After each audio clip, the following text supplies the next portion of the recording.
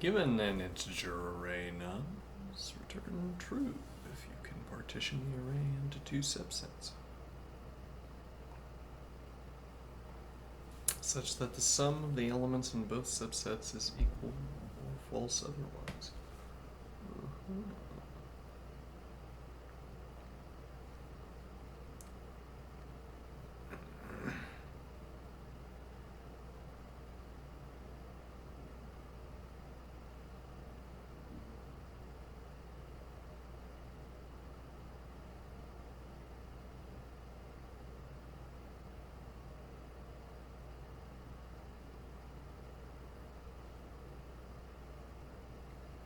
You know, there are ways of speeding this up that are faster in aggregate that can't work in individual cases.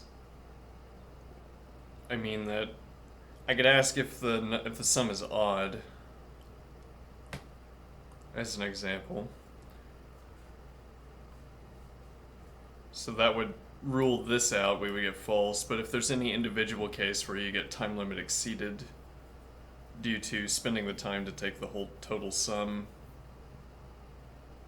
you fail.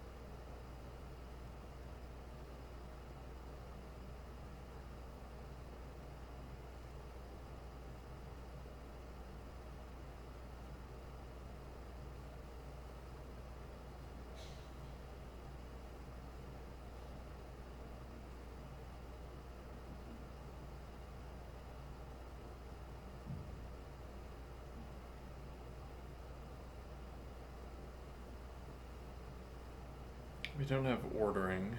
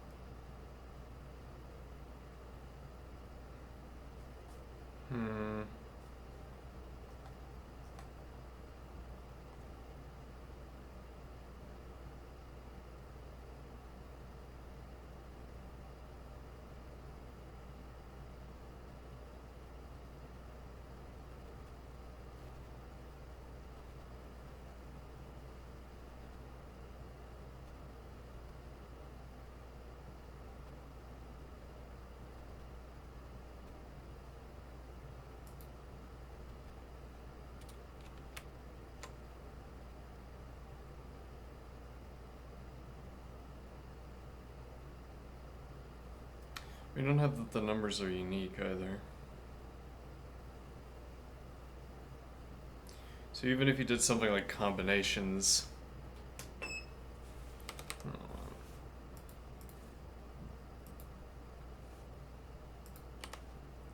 So even if you did something like combinations, you'd also have to have a hash table.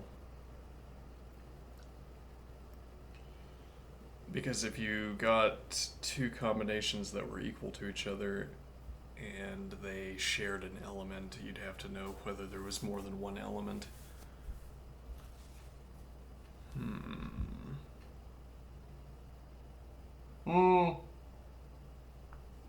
Actually, that's not a good observation, because if they share an element, you could remove the element from both of them. You'd have a different combinations pair where they don't share an element. Well, okay, but if you're creating the combinations and cycling through them,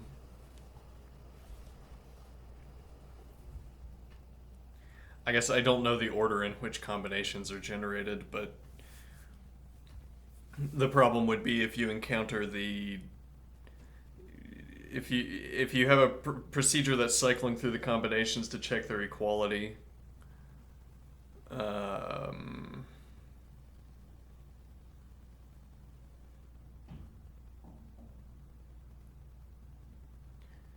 You might not know. Oh, what am I saying?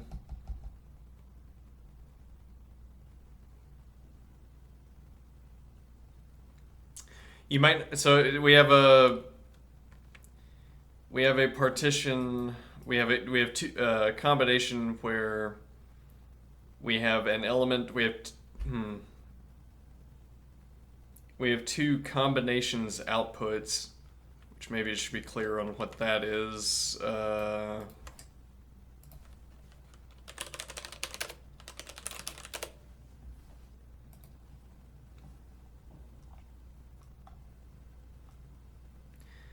All right, so one of these outputs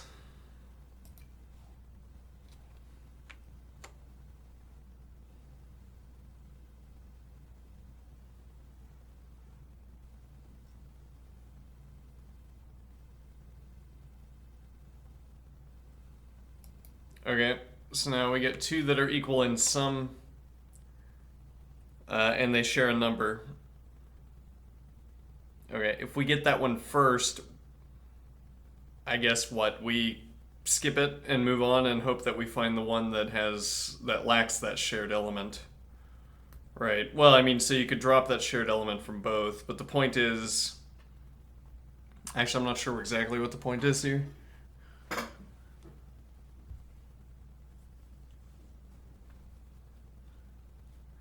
And actually, the only defeating case would be, well, yeah, if you had two combinations that were exactly the same, but even then, that wouldn't be a defeater. You could terminate in the first case where you get two equal combinations outputs regardless of their contents. Now that I'm thinking about it, and the reason you can do that is because you can remove any. Wait. It has to be a complete partition. So that would be in a different problem. That would be a relevant observation. But here you have to keep all of the elements. Okay. So actually, in combinations is not going to be useful because you'd have to check each combination to know whether each combination pair that you're comparing to see whether they contain all of the elements.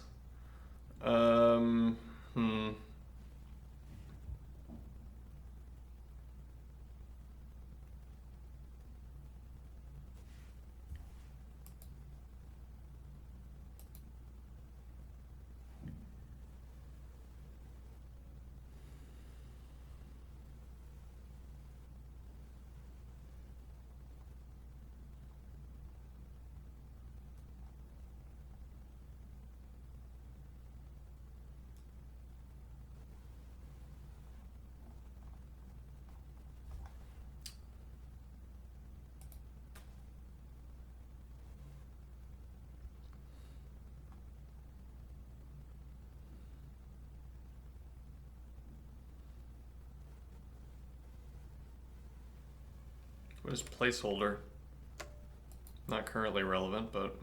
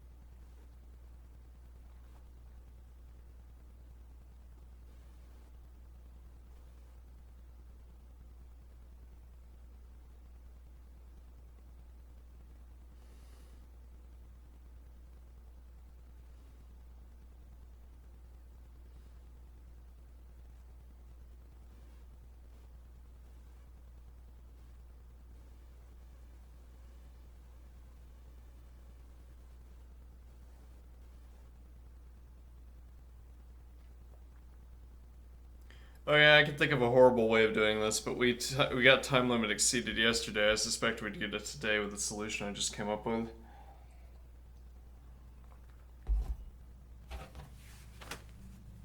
I mean, I think the theme of this month is time limit exceeded. Um.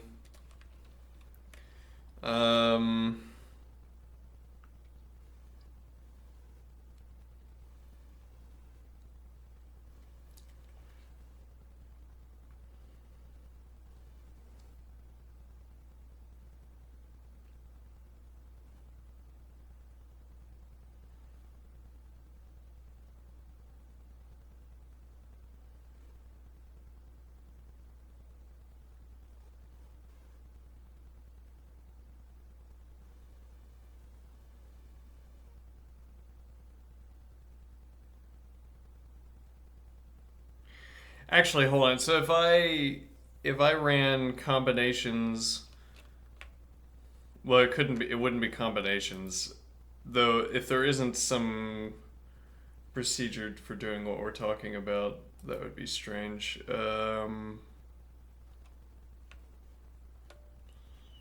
me think here.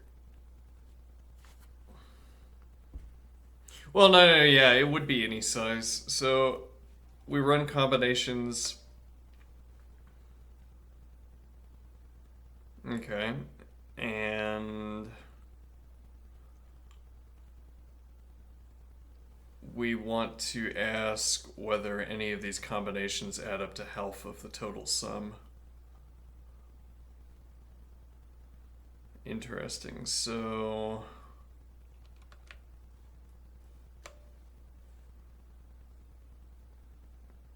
we would have to run fold left sum, and then we would run combinations. Maybe we'd figure out how to use in combinations. And then we ask for each in combinations list, is this half of the total sum? Okay. And if we can identify an in combinations that is half of the total sum, then all of the other elements that are not in that combination must also add up to half the sum. Okay. So it turns out we need to perform the sum anyway if we're going to use this approach, in which case we can ask whether the number is odd first.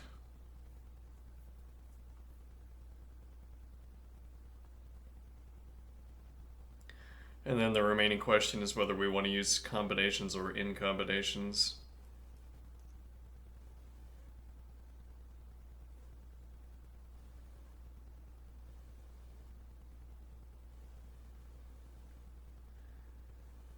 Probably combinations, right? Because we're not creating a list by looking at in combinations. Yep. Okay. My ear is itching. My inner ear. I need to. But if I stick my finger in there to itch it, it's gonna seal off. A cave collapse. I'm not gonna hear for a week. I can't itch it. Sure. All right. Let's see.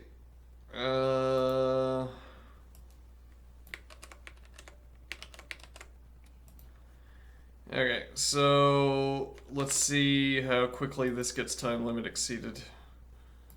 All right.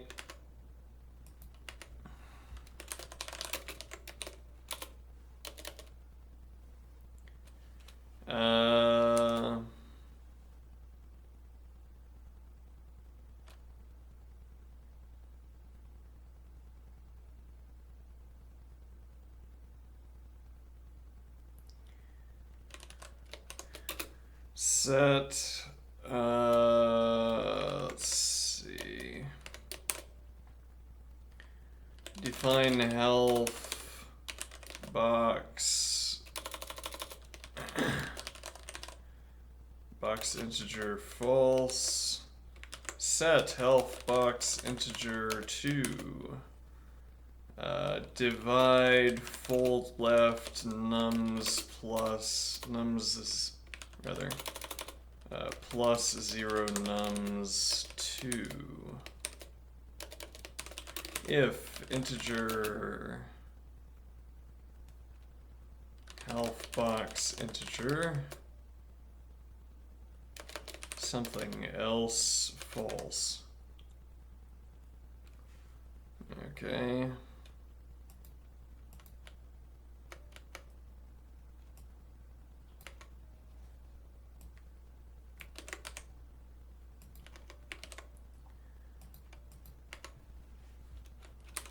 Define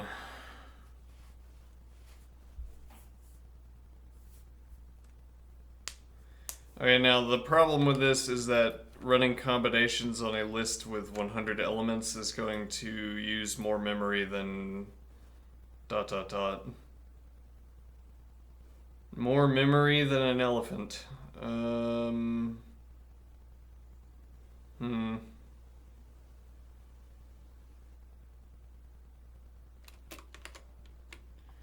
So we might have to use in combinations would be the point.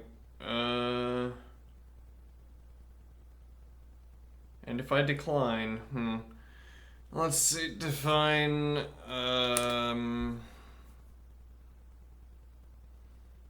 actually, this is quite easy now that I'm thinking about it. This is the easiest problem we've solved all day. Define combinations cycle function combinations list integer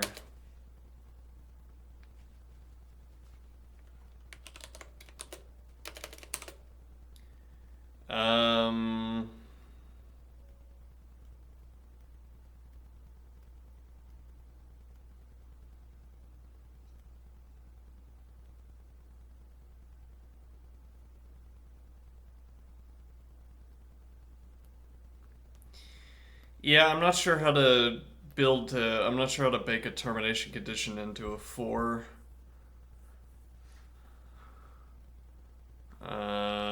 For maybe there isn't a way to do that. I don't know.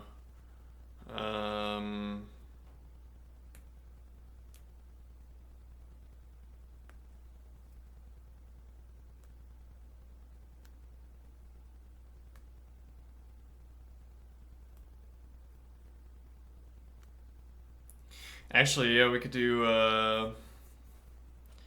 find f.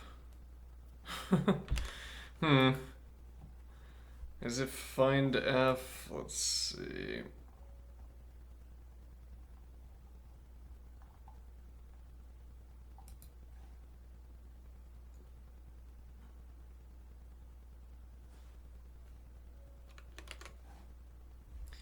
Find f.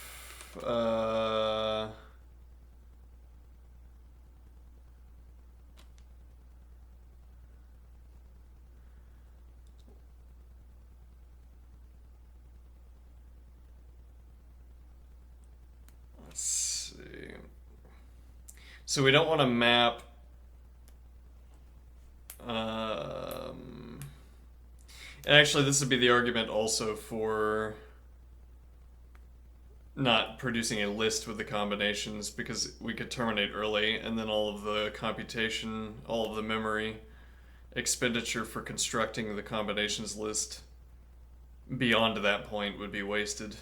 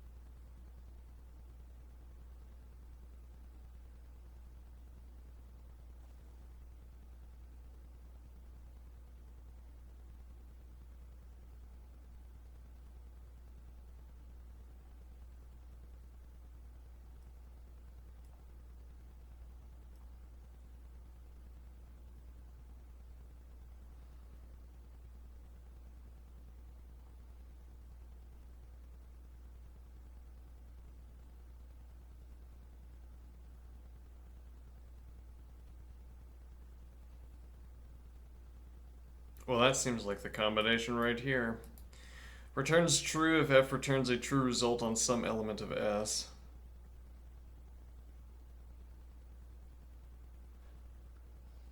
Okay.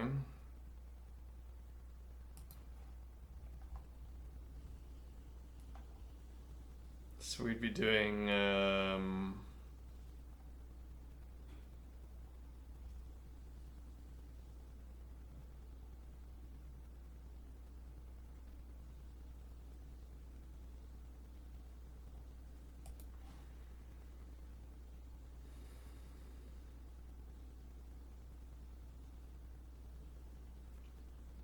in combinations and then sequence or map. Instead of find f. Also, we want a local copy of health integer. Probably we'll do this as sequence.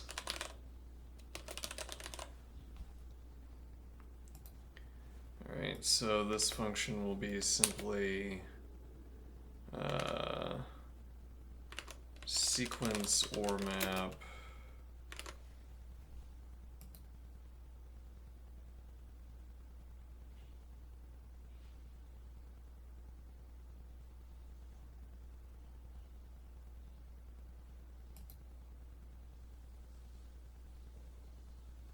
and the function would be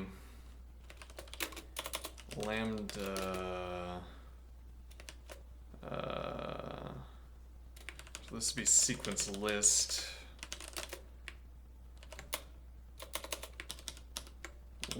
integer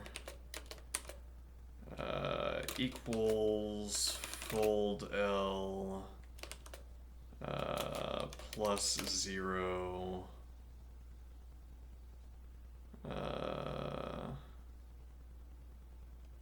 list integer health integer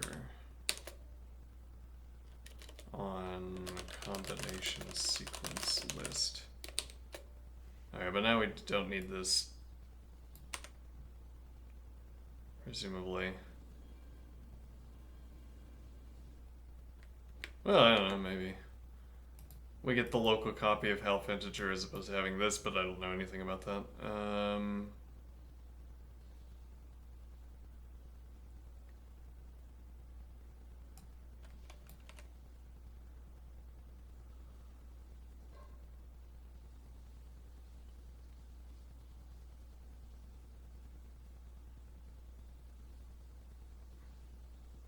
Yeah, okay, let's copy this over.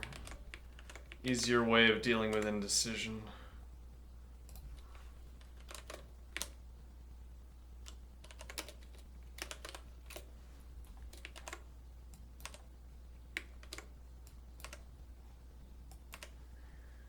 Alright, so we're going to delete this procedure call.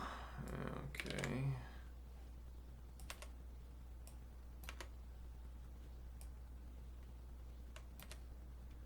And I will do let health let integer. That's not really, whatever our typing system is, it's a bit off the rails, but let we used whenever we're updating a let argument, when we're setting a let argument, for instance, repeatedly, and I use let, the typing of let, to remind myself that the value changes, I guess, that it's mutable. Here it would just be integer. Health integer. Okay.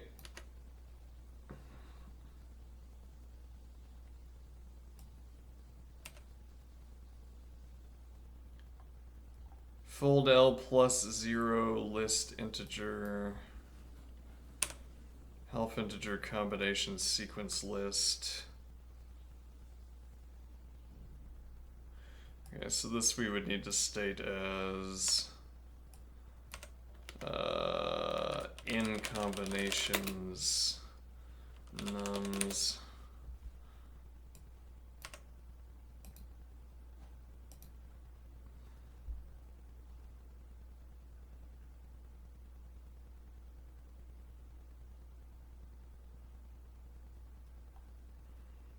Okay.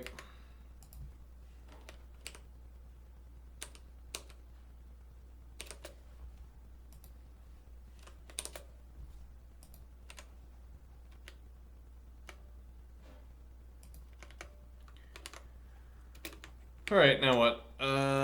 So can partition, let's find out.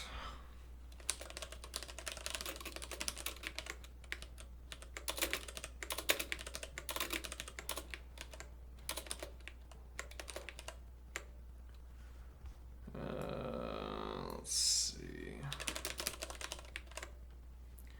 False, false, alright. And now we do here.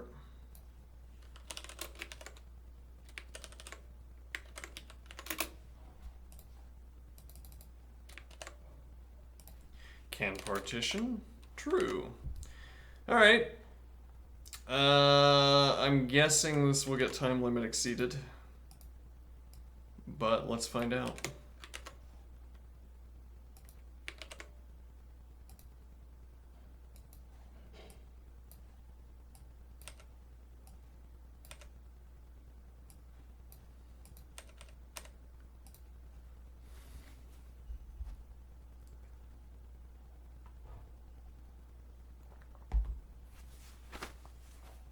We have working code one way or the other.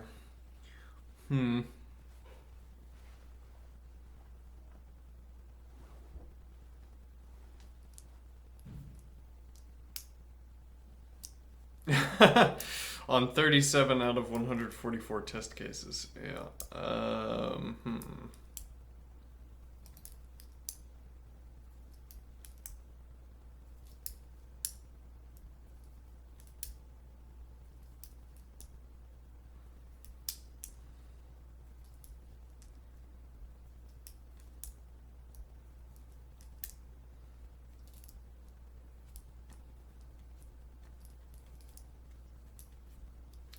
Making the point that you can remove all duplicates except for a pair of them.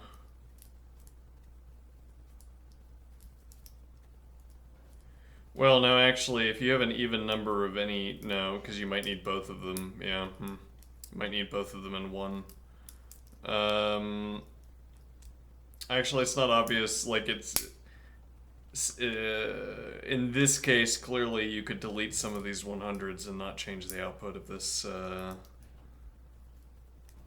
procedure. Okay, how many of those 100s exactly is not so clear. Surely we'd be fine deleting all of these 100s. Yeah, but then we might actually have to have deleted all of these 100s instead.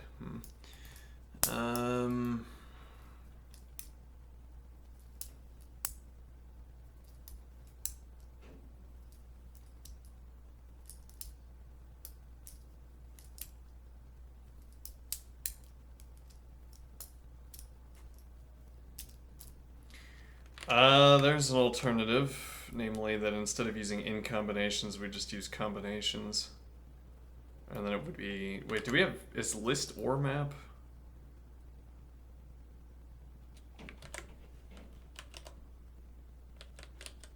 Yes. Huh.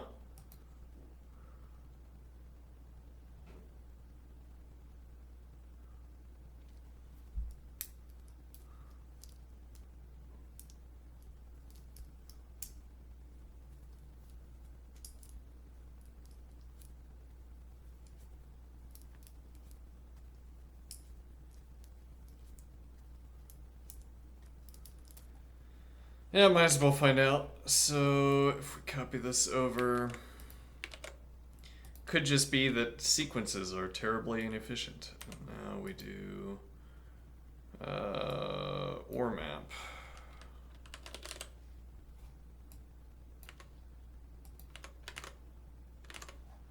I doubt this is going to work, but you know.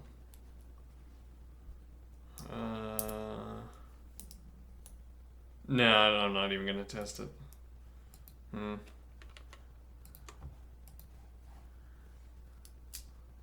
How do we delete excess elements so that the folding can happen faster?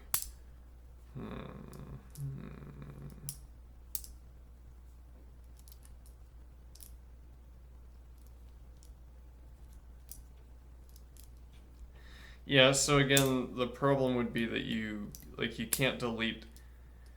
I almost like a temptation here would be to say that if you find every duplicate, you could delete all of them and say, well, I could split them evenly between the two sets, the two subsets, so I can remove them for both subsets at the same time. The problem with that line of reasoning is that you can put both of a duplicate in one of the subsets, and then it's not clear what rules govern when you can remove what you can remove.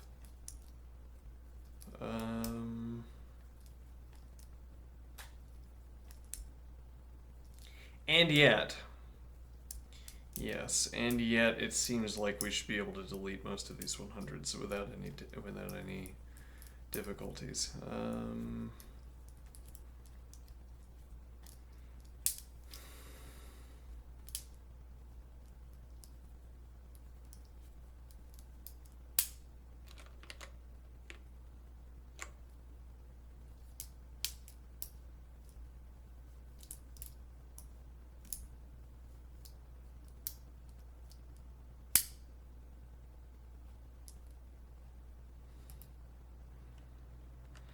Well, I'm not big on acceptance rate. We can see at least whether this also gets 37 out of whatever the number was.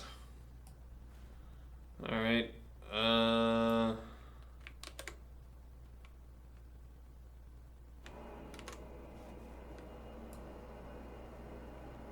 If this gets 38, for instance, then I guess we go over to using the list instead of the sequence.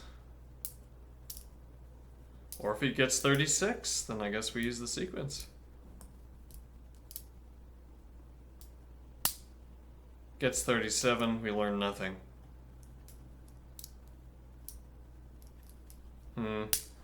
Um...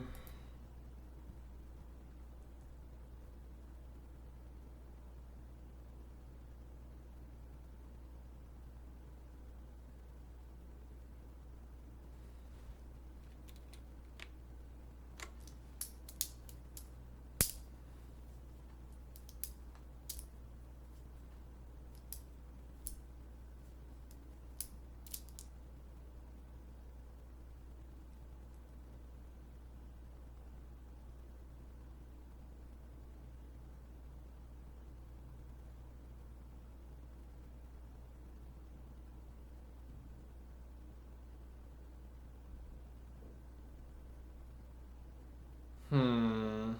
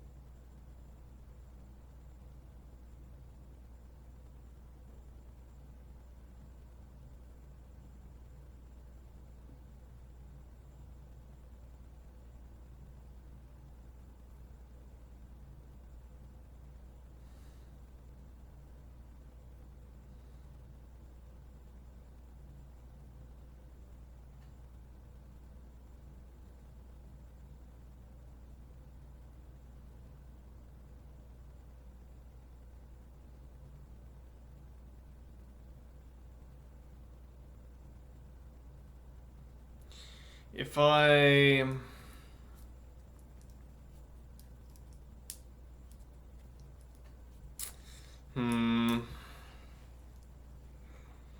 Well, the idea that strikes me, I could note duplicates and then remove duplicates and then ask whether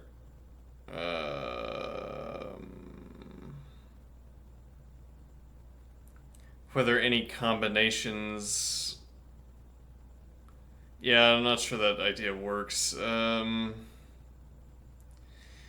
The idea would be to ask whether any combinations is off of the half value by a multiple of a duplicate.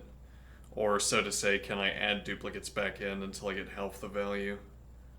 But the problem with that is that we'd have to sum up all the remaining duplicates as well. Well,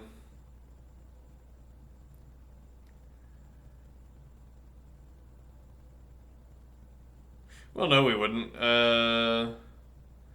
So I keep track of all of the duplicate elements and how many there are. Yeah, well, so in this case...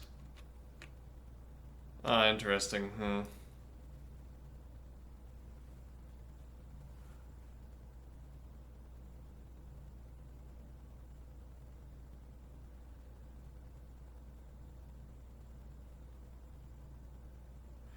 So this would be false, right? Incidentally.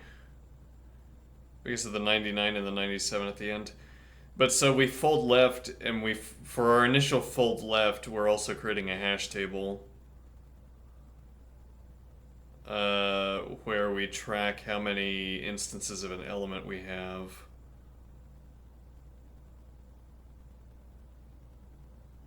Okay, and then we ask of...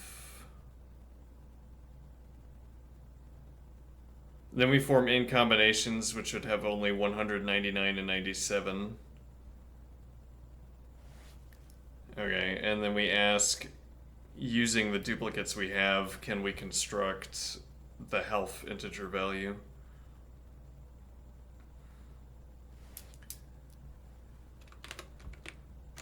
Okay.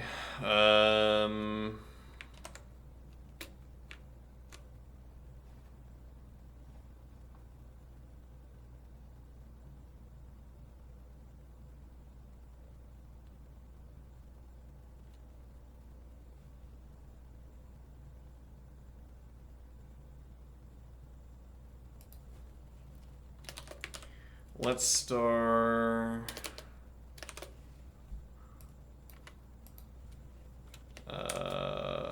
duplicate hash duplicate dot count.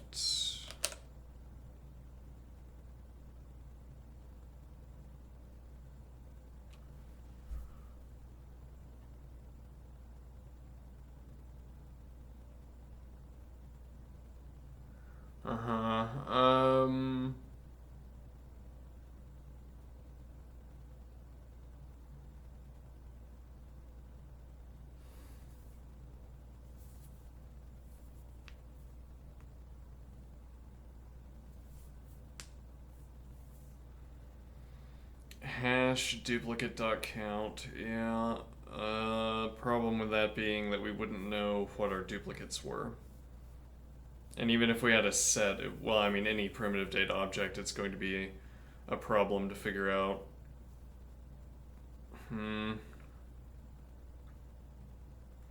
A problem to figure out whether we can obtain the necessary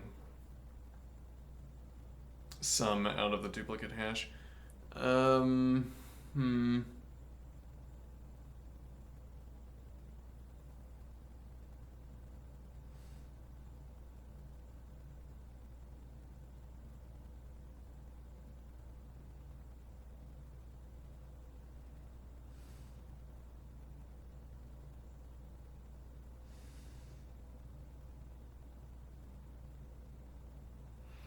Yeah, because I mean, you could have duplicates of many different types, duplicates of many different values, and figuring out whether they can be combined into...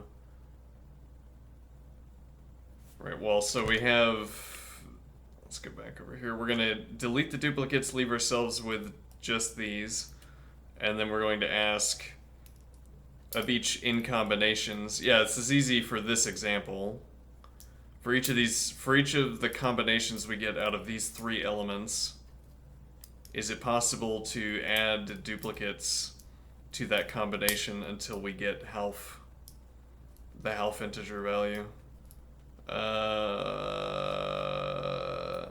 And now we only have the 100 duplicate to deal with, so this becomes a matter of asking, is the difference between the fold left sum of each of these combinations and the half value a multiple of 100?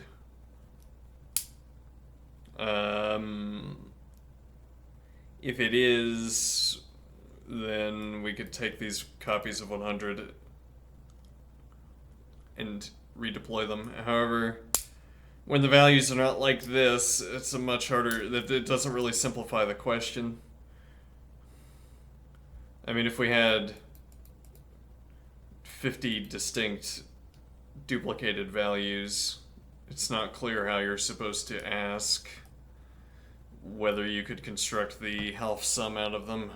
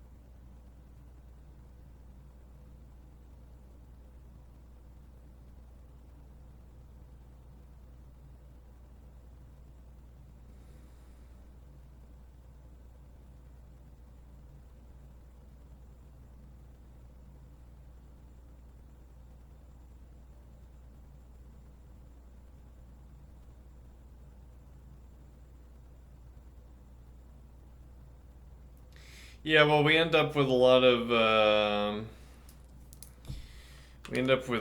elements we don't need to examine, right? Combinations generates many elements we don't need to look at.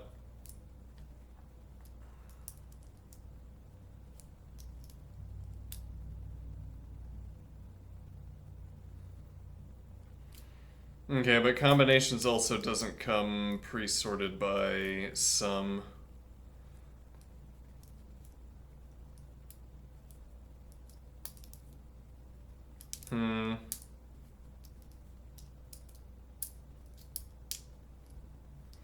What do I mean? So if we sorted we could imagine sorting the list beforehand.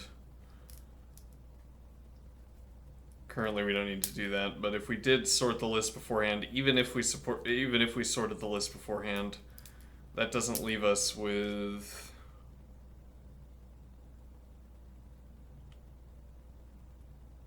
Oh wait, can I do?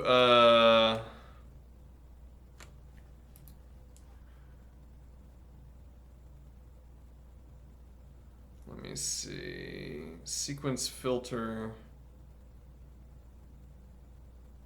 Or sequence remove duplicates. And the duplicates that we're removing are from...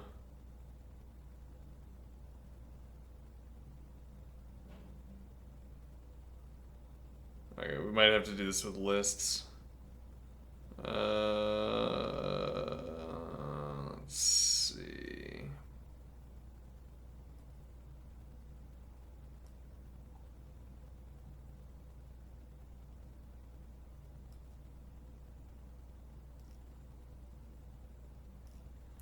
Yeah, unfortunate.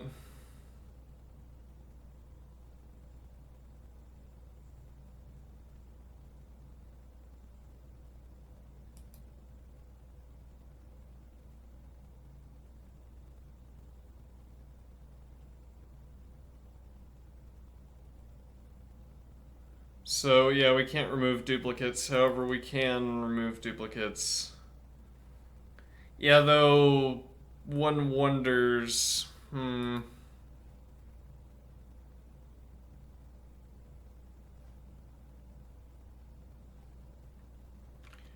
much faster this is than just running the arithmetic. Um.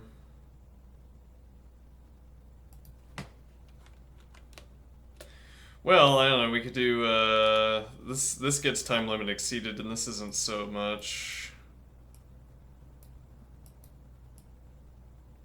Let me get my comma deleter. I haven't opened up my comma deleter in some time. Let's see. Oh, there we go. Okay.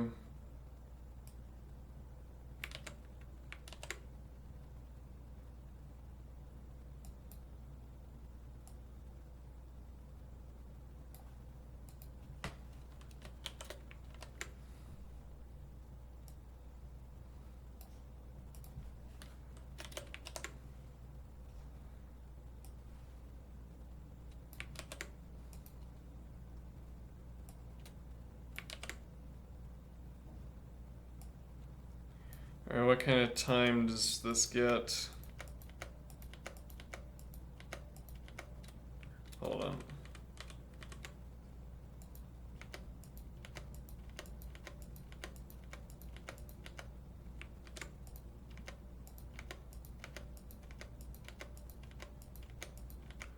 Okay, it turns out that's not a good way of spending my time.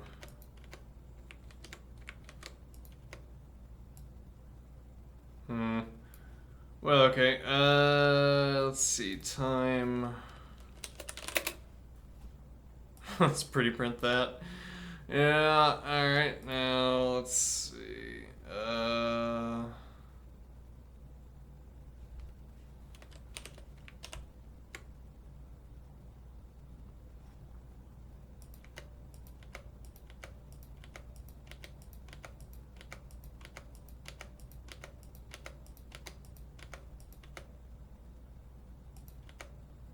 Will you look at that? All right. Now time.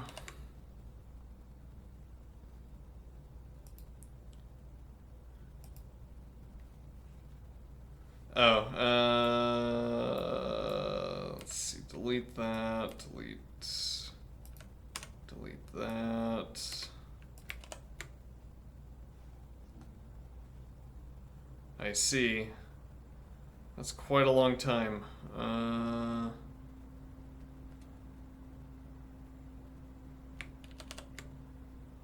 Okay. Yeah, the thing is, creating the combinations and then filtering them is going to be a big problem.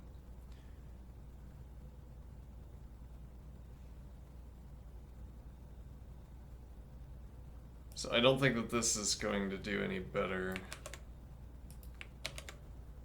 when I do remove duplicates.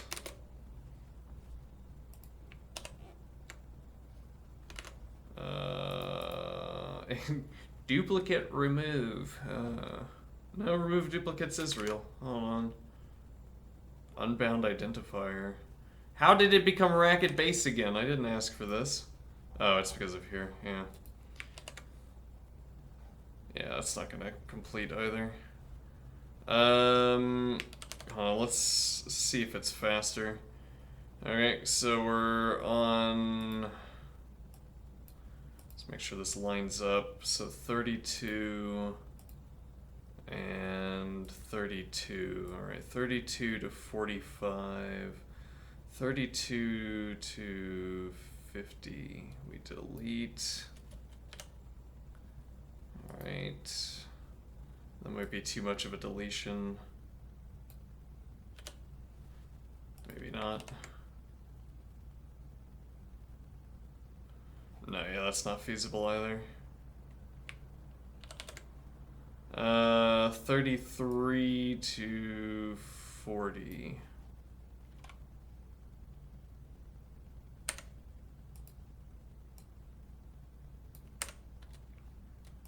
Okay. Wow. Yeah, that's a problem.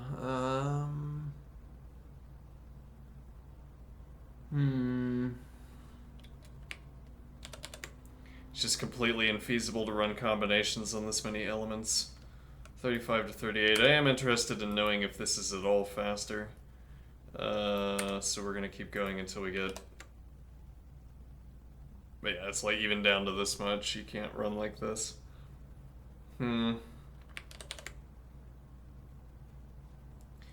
35 to 37.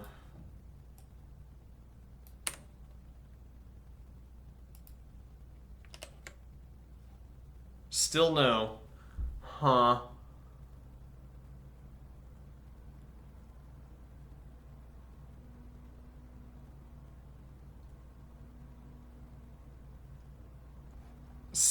Still no. Nope. Alright, yep, we'll remove another 2 lines, though we're running out of lines to remove.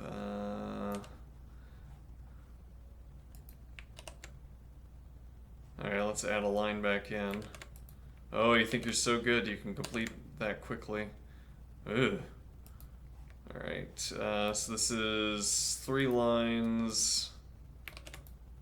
Alright. No, that took even more time. Somehow. Okay.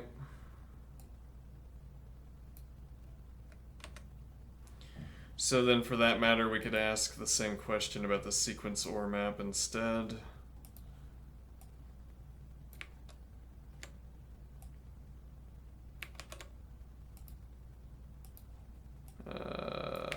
Here.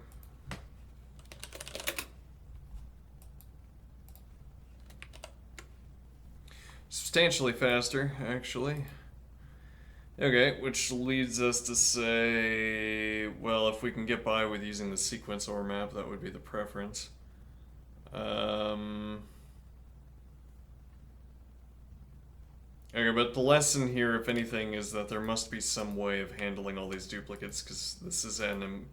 Well, I mean, there could be an entirely separate approach that we haven't considered yet, but this is no good.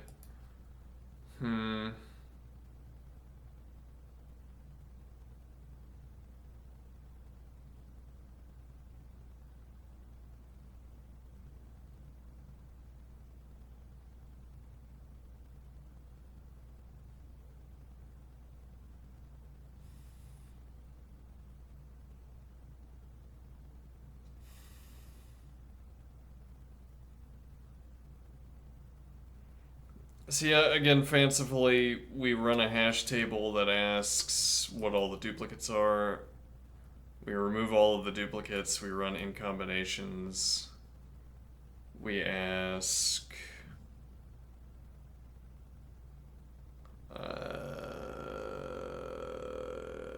is there any combination of duplicate elements that would allow us...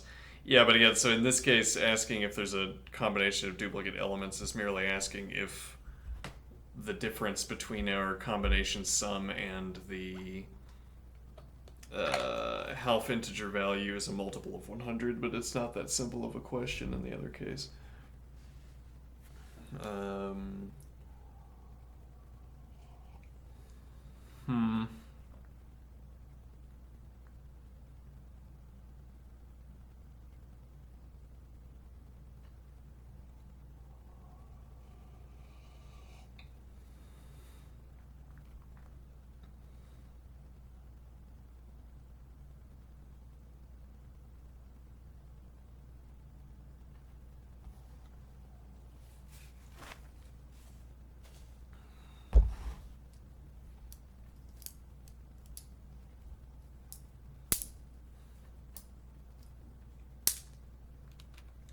We didn't end up looking at the answer yesterday when we failed. Also my alarm. I had 2 alarms.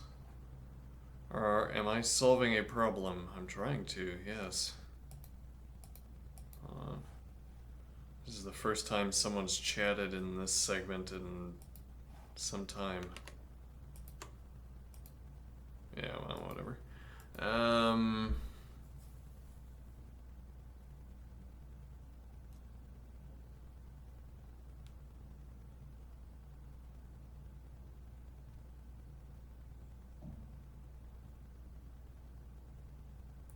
Right, we didn't check the answer. We didn't check in on the algorithm.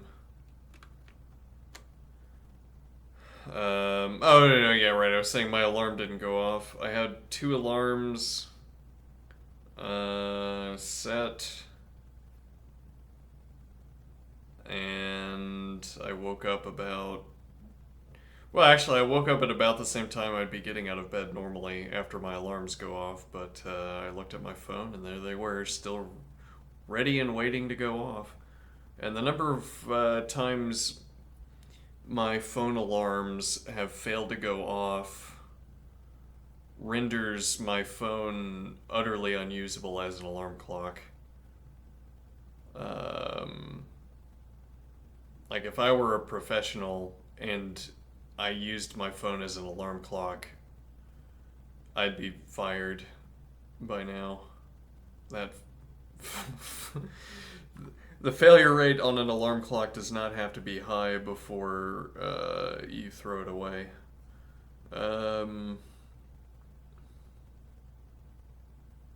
And I mean, part of the point of smartphones is that they're replacements for so many of the gadgets we would otherwise have to accumulate. But it's not a replacement for an alarm clock because it has a failure rate of roughly 1%.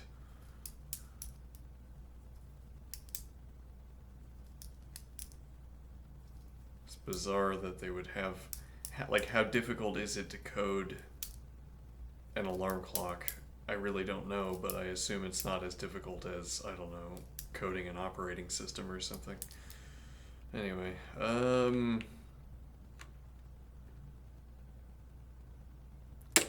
alright, so I still don't know how to solve this.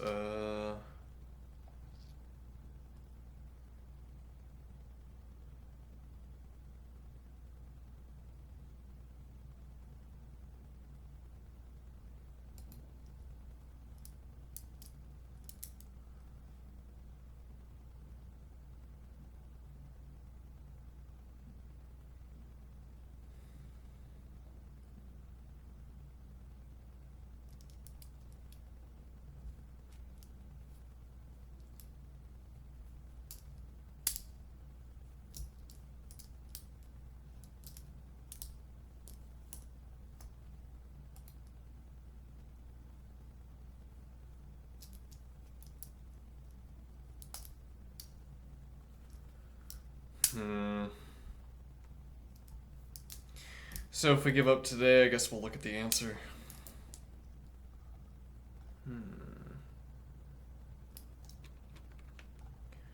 How do we reduce the number of elements we have to deal with?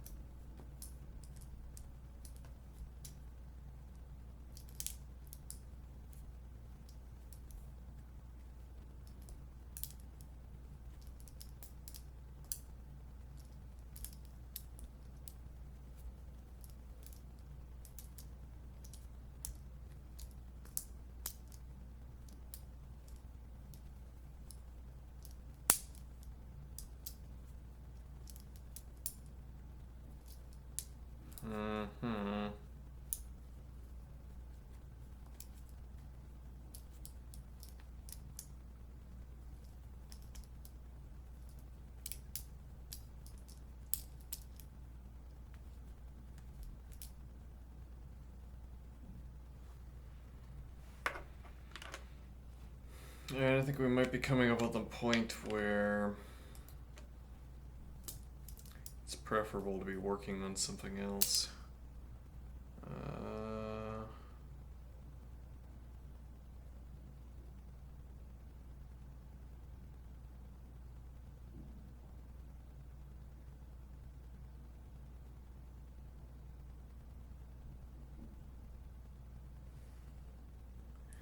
Yeah, we could keep learning the plotting software.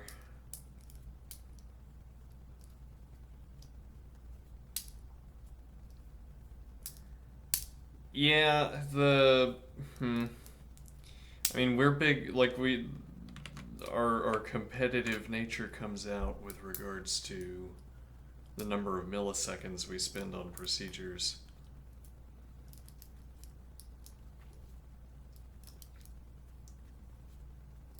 And yet, we don't find this activity engaging.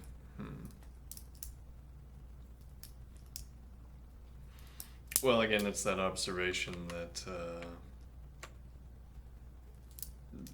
with the nature of big O notation, there's no rearranging the deck chairs, as it were.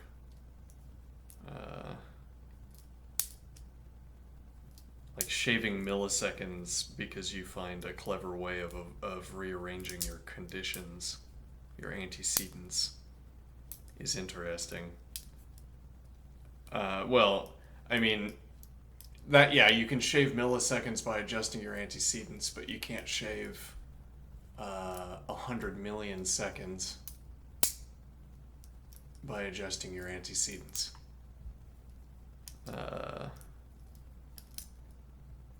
So if you have the wrong algorithm, you can be so far off that no efficiency saving that you think of is going to be relevant.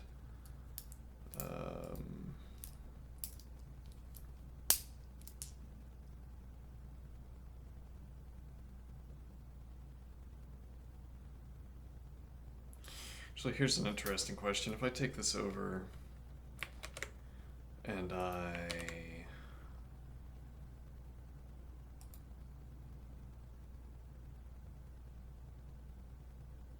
no, yeah, you have to do that, don't you? Well, no, yeah, because you could do...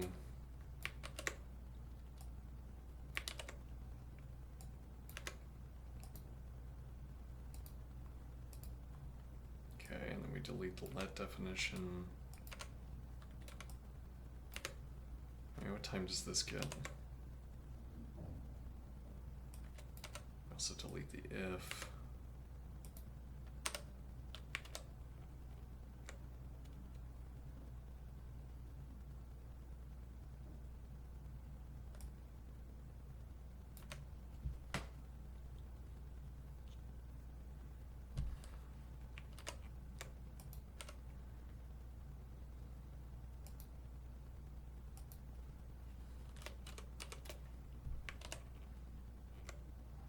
Okay, somehow that scores a worse time than this. Kind of odd. Well, anyway. Not what I would have expected. No. Well, I guess it has to recalculate this or something.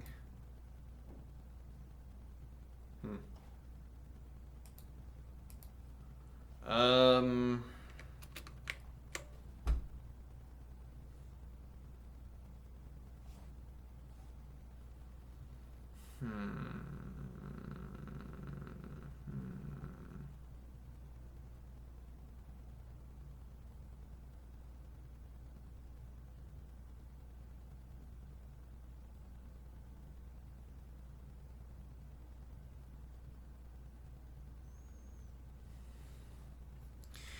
All right, yeah, I think I'm willing to look at the answer.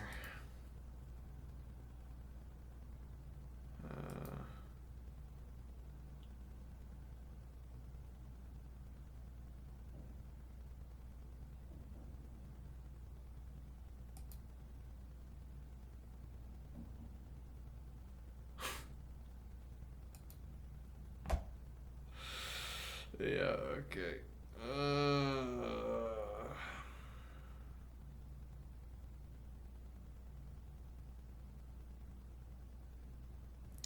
Memoization.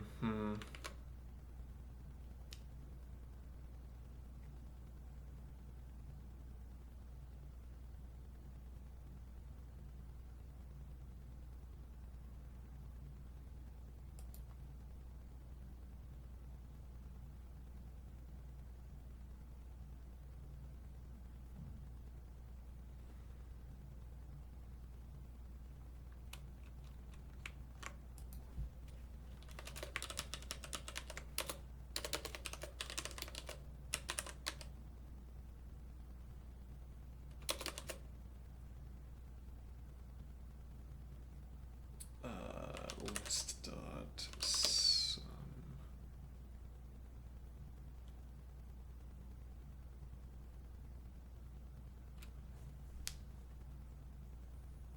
Well, we wouldn't need to keep the sum. Actually, this could be a set. Set let list.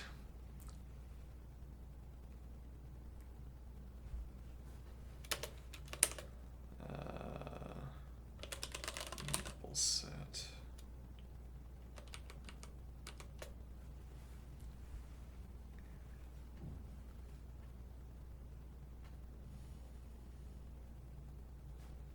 Is that how you...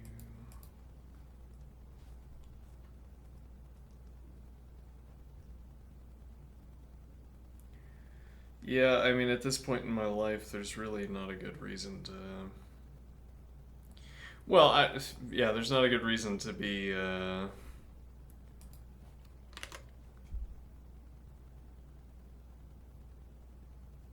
subscribe to absolutely nothing. But on the other hand, 200 model training instances later, you'd think I would have a subscription. It's like, hey, you're giving us all this free code that we would otherwise have to pay someone to make. Now, admittedly, we don't need someone to make racket code, but it's still worth something, so here's a subscription. Yeah, you get all the dystopian effects of tech knowing everything, and you get zero of the benefits of tech knowing everything. You get all of the costs, all of the loss of privacy, all of the sort of grinding banal evils of life from big tech knowing literally everything about you, and you get no benefit out of it at all. There's no payoff. You get better recommendations in your softcore pornography feed or whatever.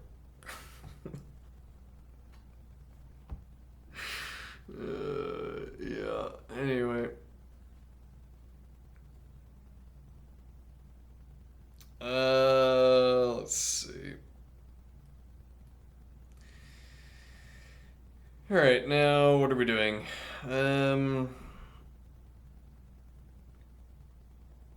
Right, so we're gonna have a set, and what we're gonna do is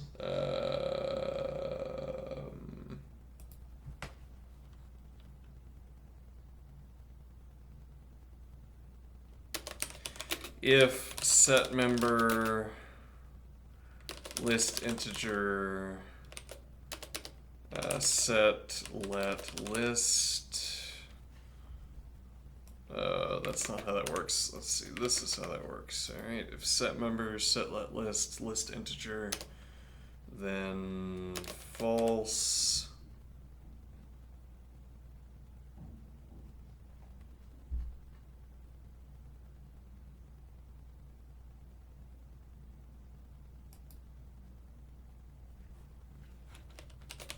Begin set.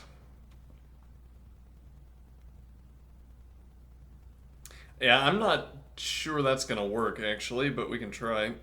Set. Well, I rather set add. Set let list.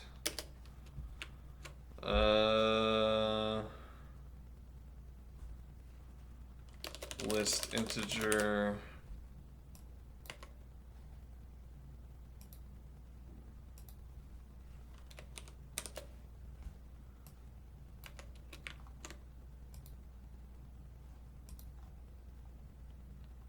Alright, what about now? Nope. It took 3 times as long.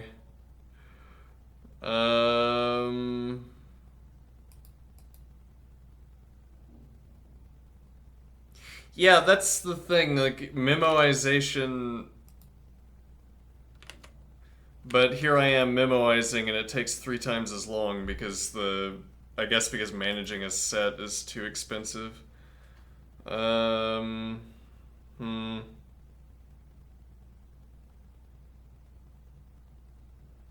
I mean, it probably doesn't help that we don't have a local copy. But I mean, 3 times as long is probably not, that difference is probably not being made by having my set up here in the let definition. If I were to guess.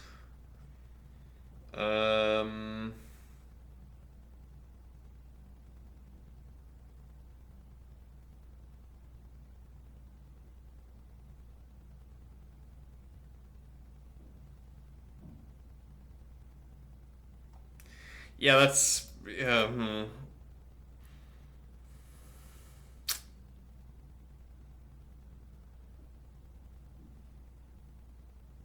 Well, yeah, I mean, for most of these cases, for most of these cases, like if I have 100 copies of 100 effectively, it's cheaper just to ask whether this is equal to health.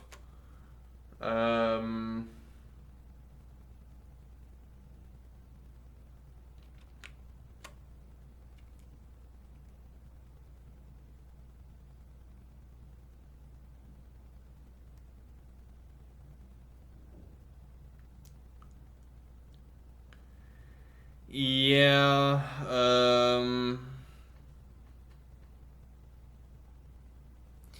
so the fanciful idea of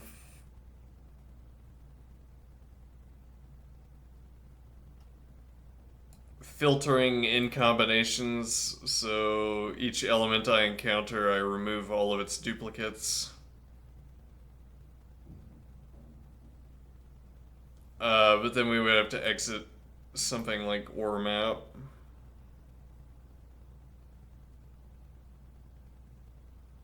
We'd have to use by hand recursive function, which is maybe fine.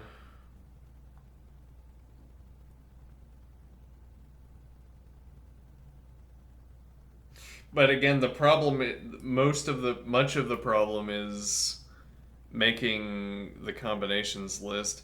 Actually, so we don't have, if we look at our sequence operations again, well,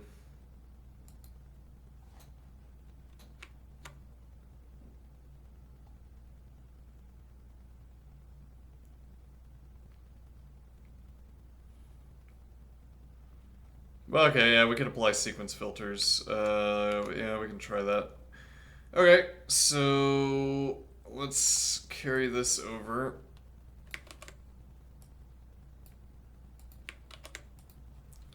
Let's see.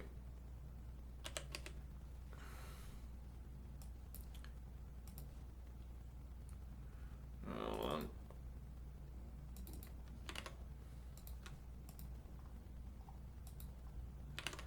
on. $416.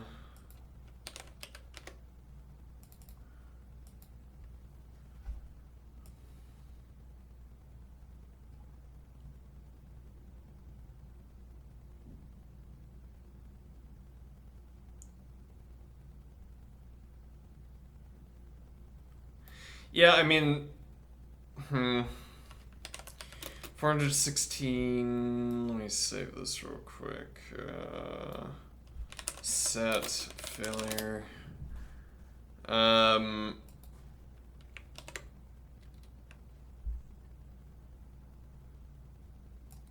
see. So what are we going to do here?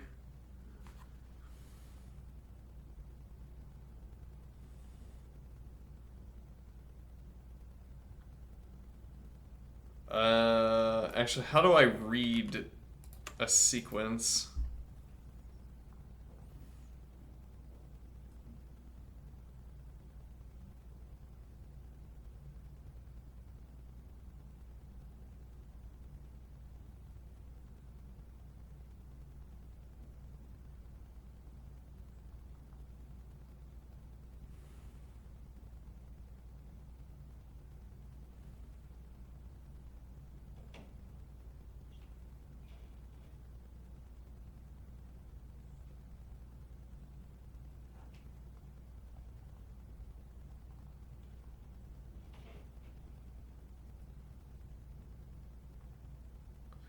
Yeah, so I can't extract an element of a sequence, I think.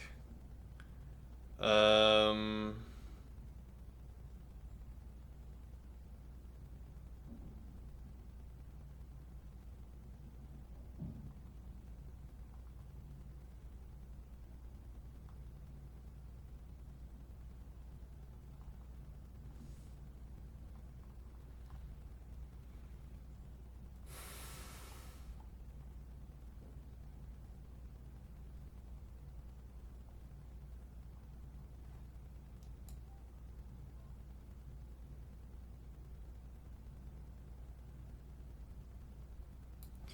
yeah, the thought that was coming to mind. So something like this, where I put in hours and write code for a fringe language where there are not many coders for it. Okay, or where I've uploaded hundreds and hundreds of hours of content to YouTube. Alright, these would be my primary my primary contributions to the world are roughly 200 LeetCode solutions and thousands of hours of video feed of me playing with notebooks. Okay. Now, these actually might be worth something, but the data that people generate over the course of the internet or over the course of their engagement with a computer is not so valuable to any individual. But so I am thinking a large part of the AI ecosystem is about monetizing these penny shavings, this copper dust.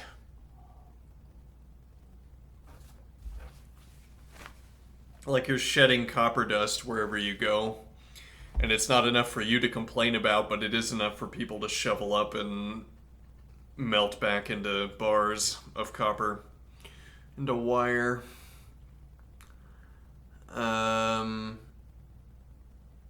Okay, so I mean, you might end up shedding an appreciable amount of copper dust, but because each individual scoopful that someone else gathers is too small to monetize, you can't complain about any individual activity, any individual loss.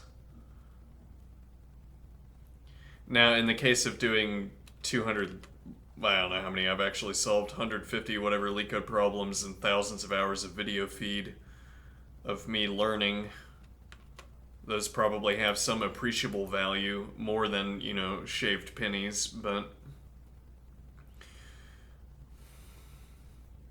anyway. So we don't have sequence.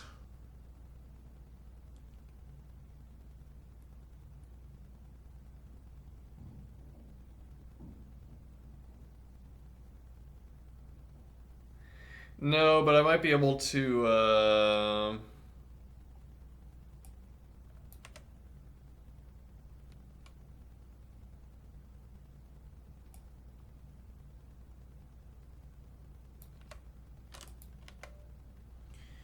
Let me think here.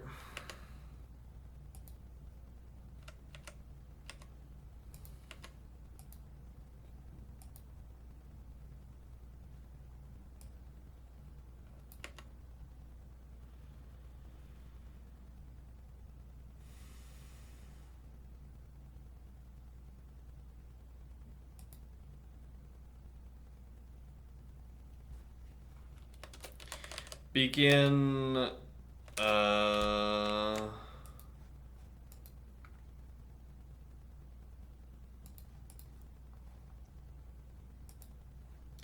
Yeah, we're gonna have to do sequence filter not equals. Yeah, I'm not sure this is gonna work, but no, it's not gonna work because yeah, that's our only specification. Maybe if we make in combinations sequence list.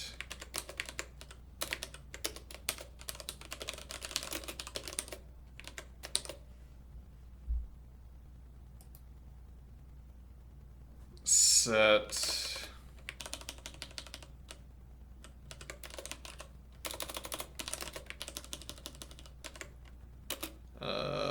in combinations let sequence list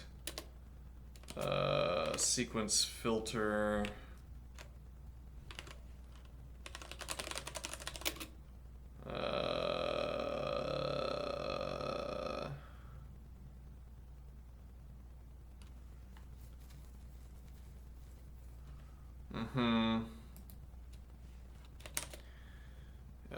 let me do combinations list 100, 100, 100, 100. Alright, define A.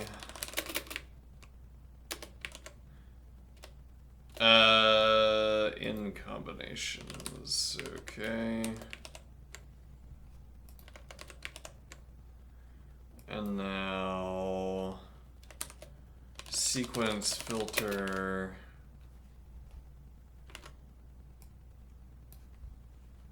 set a sequence filter not lambda x not EQX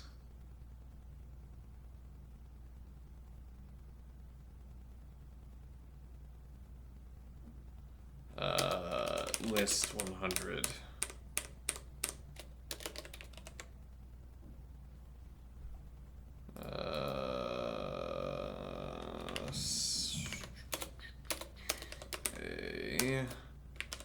And now sequence to list A.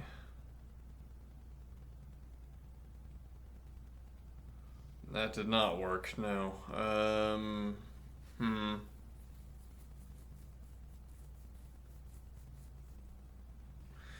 Now, if I make this equal,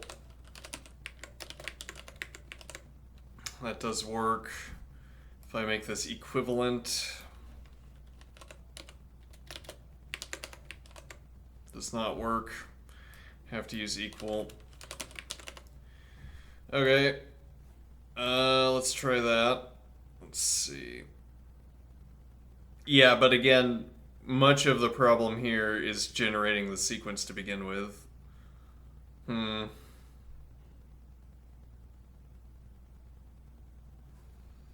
Set in combinations, let sequence list, sequence filter, lambda, list integer equal list integer, no, lambda, just do list equal list integer list.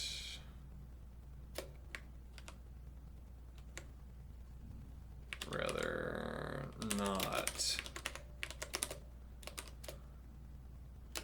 And apply that to in combinations let sequence list. Okay.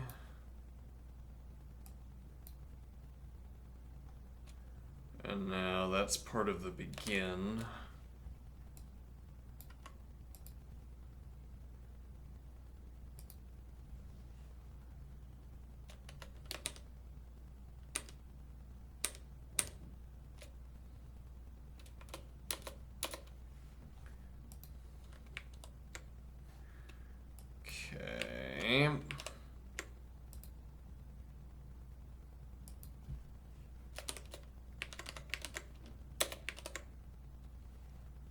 Nope.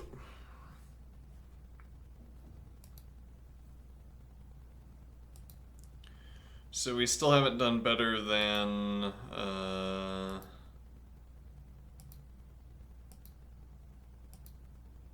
somehow we've lost the we had we had one that was working well, right? Well, we had a closest. It was in combinations. Oh, it's the one that yeah we okay yeah. Let's see. So yeah, up to here, all of our optimizations have done worse than. Uh,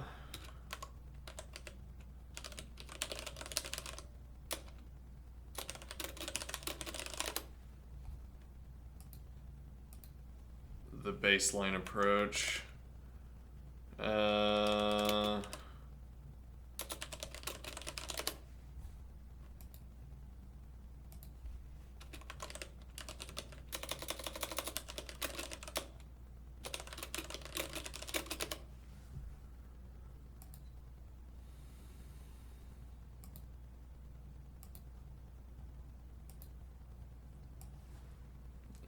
All of our efforts are worse than simply leaving this at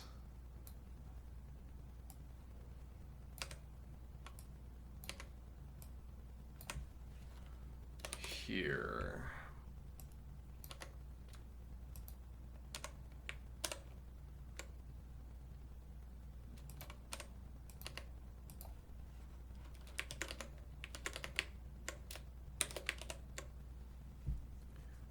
Hmm.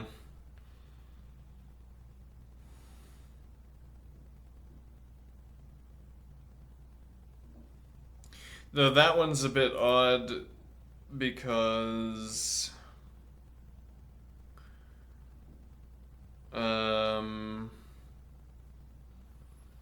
well, because we haven't generated the whole combinations.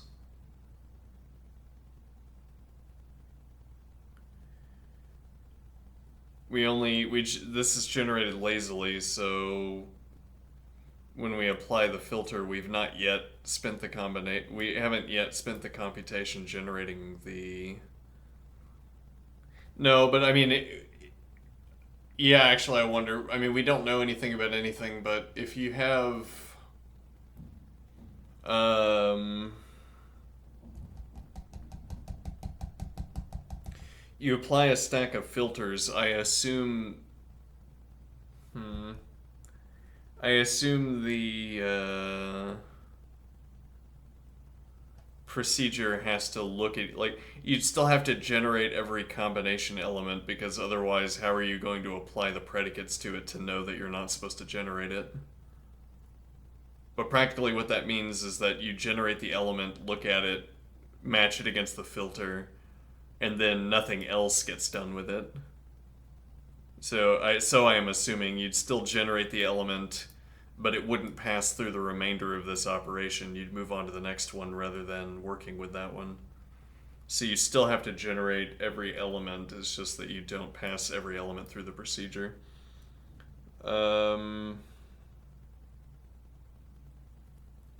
Okay, but then I'm still saving fold L plus 0 operations.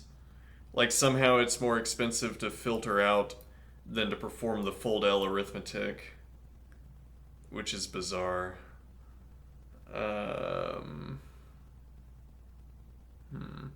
It's also cheaper to do the fold L arithmetic than to keep a set.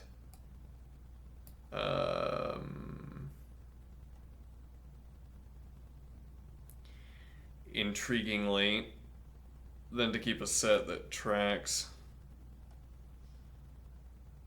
Yeah, so what is this memo? What is memoization about? I mean, yes, it makes sense that memoization would do something, but as it turns out, no, it doesn't do anything because.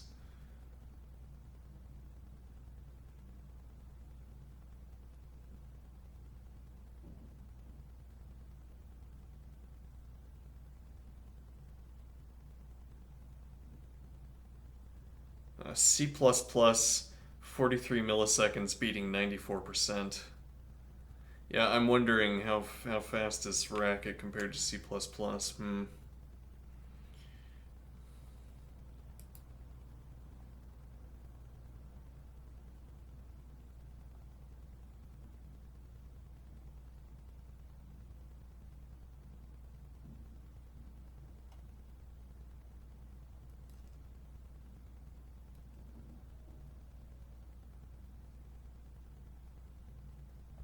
Hmm.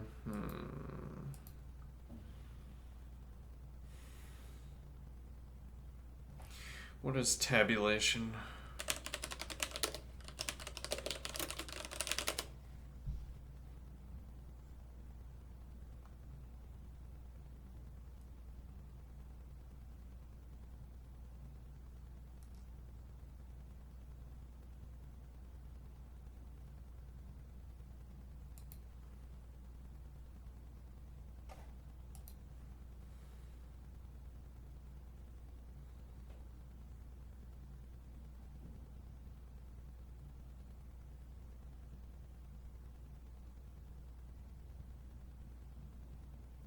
The knapsack problem.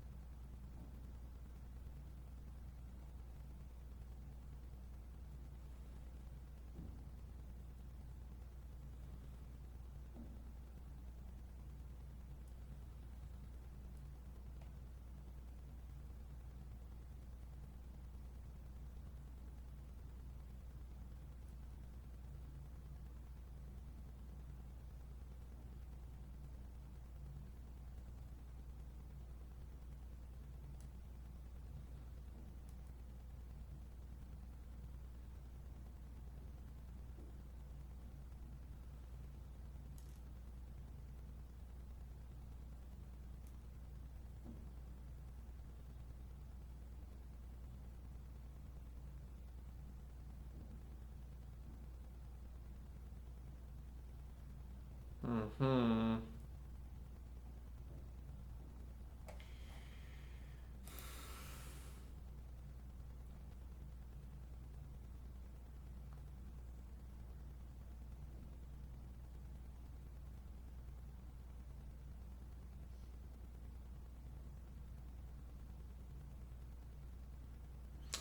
Alright, I'm gonna step away. I'll be right back.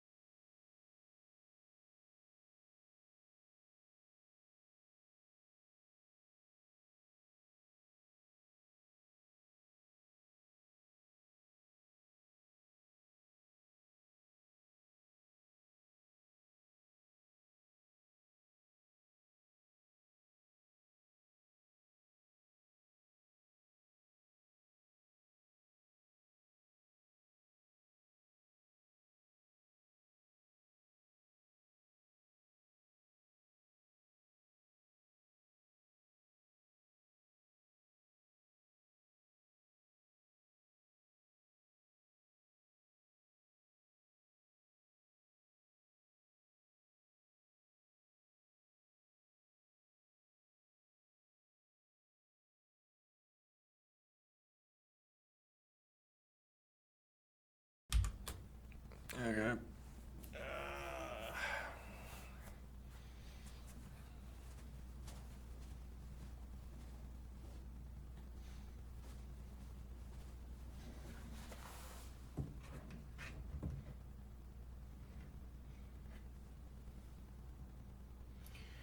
me get the camera up. Okay.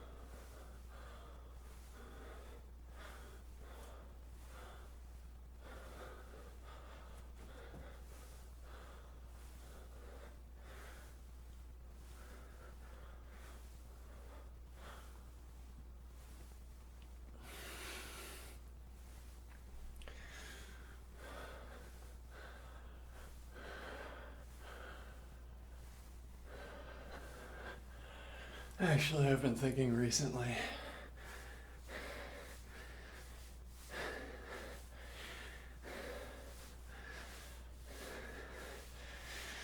The idea of reconstructing a kind of personality out of engagement with the internet, or reconstructing a personality out of the data that is generated by people being persons. And what does that mean? It means that people have whatever engagement they have with computers. And the question, well, it's like you have, to the extent that you can, to the extent that you can know a person through their engagement with computers, you have as many profiles as there are, well, as there are people who use computers, I suppose. It's like asking, could you sift through these profiles and tell a model, behave like this person? Or, yeah, okay, adopt this profile of activity, and now what do you do? And the idea would be, well, suppose the idea would be, you use this capacity of models to mimic. Yeah, I don't know anything about anything. Yeah. Oh well.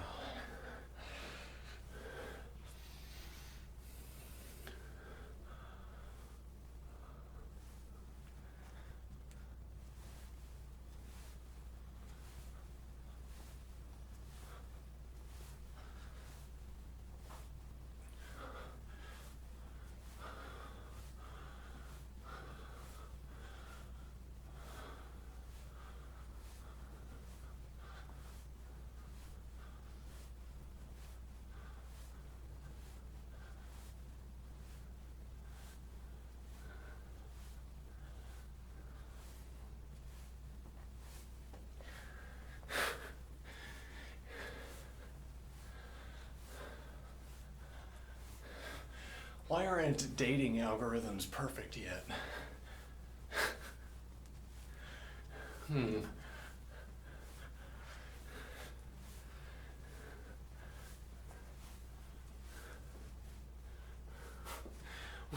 What more do you need to know, big tech?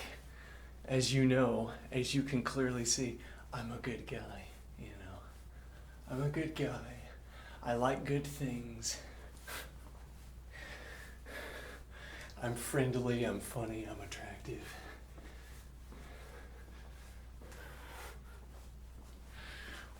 What can't you see yet, algorithm? I've laid it all bare. I'm basically the perfect human.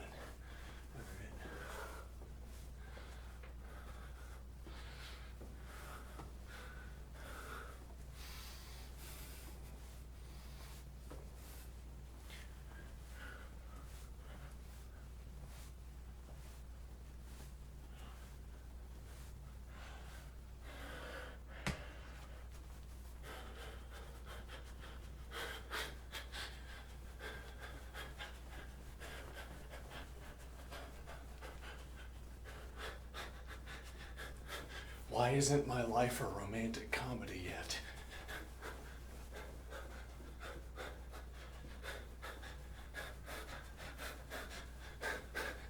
Life has not recently inspired me to take a boombox outside of someone's window and throw rocks at their window and accidentally break their window.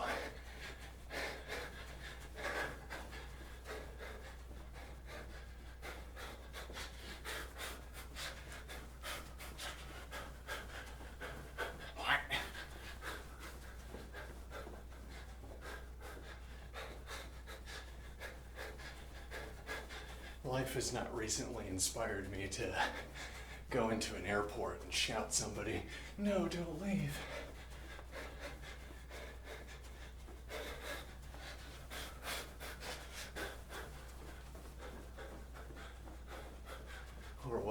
is that romantic comedies are up to these days.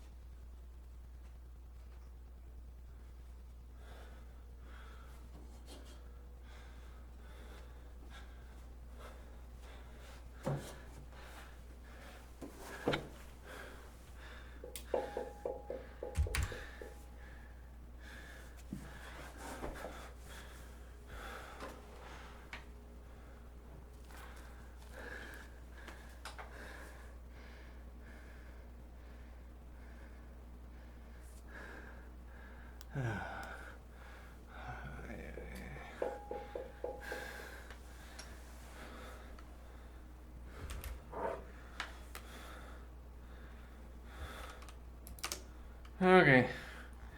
Yeah, I give up. Alright.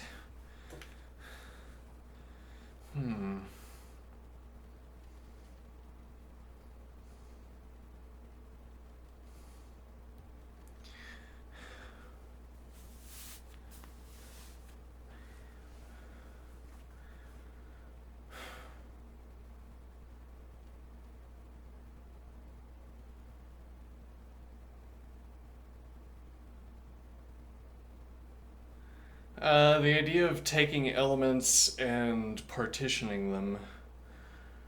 Okay, so what do I do? I guess I don't quite give up yet. So I haven't explored this idea at all because I thought it was bad, but now that I've exhausted all of my other options, I add elements to two piles, trying to keep the two piles as close as possible.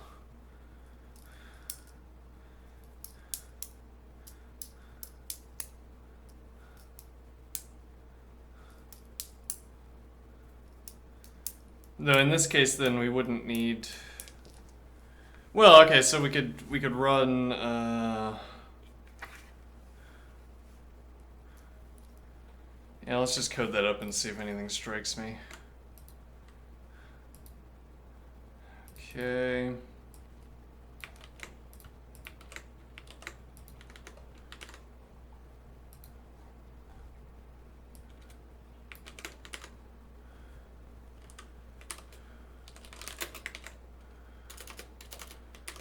All right.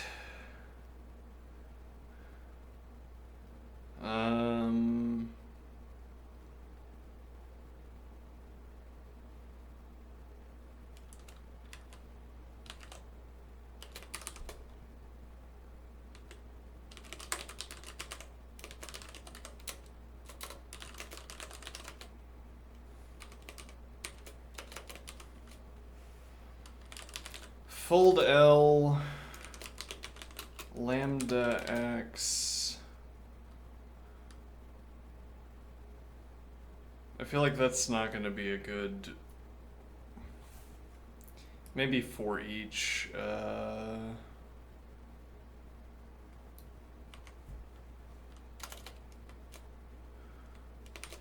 Left pile, list integer. Well, actually, it'd be a set. No, it wouldn't be a set. I mean, a list would work, I guess. Yeah, now it's not so obvious. It's like we want both a list and a set, but that would be a lot of operations and a lot of memory. Well, no, since we're not doing combinations, we're not sort of overloading our memory pile.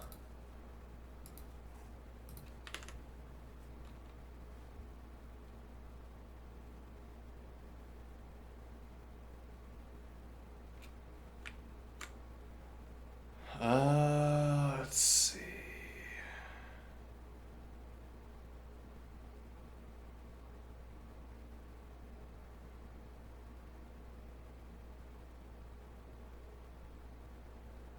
Left pile. What do I want this to be? It could be a heap. I don't need the ordering.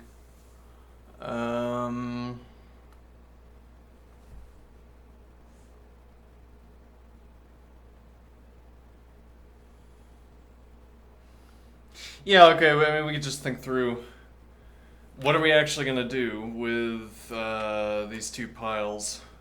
Might tell us what primitive data object we want to use. So I have two sums, two accumulators. I put 100 in one, and then I add 100 to the other, 100 to one, 100 to the other.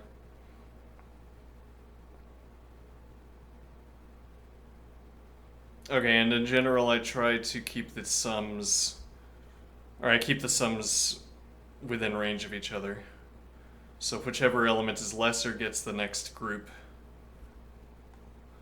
gets the next term. Okay, and now at the end, there's going to be some gap. And I could ask, is half of that gap an element of one of the two piles? Okay. And in 1 out of 1,000 cases, we would get lucky, and that would be correct. Alright. Unfortunately, that's not going to be the correct approach the other 999 times. So you'd have to be able to search through the elements and trade them between the piles to try to obtain even status. So you'd be asking, are there any elements?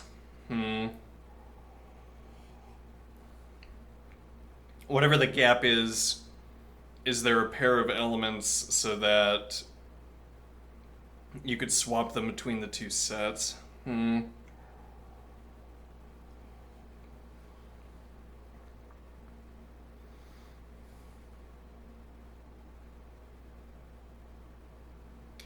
Is there a pair of elements you could swap between the two piles that makes them even? As opposed to, is there an element that you could take out of one pile and add to the other? Yeah.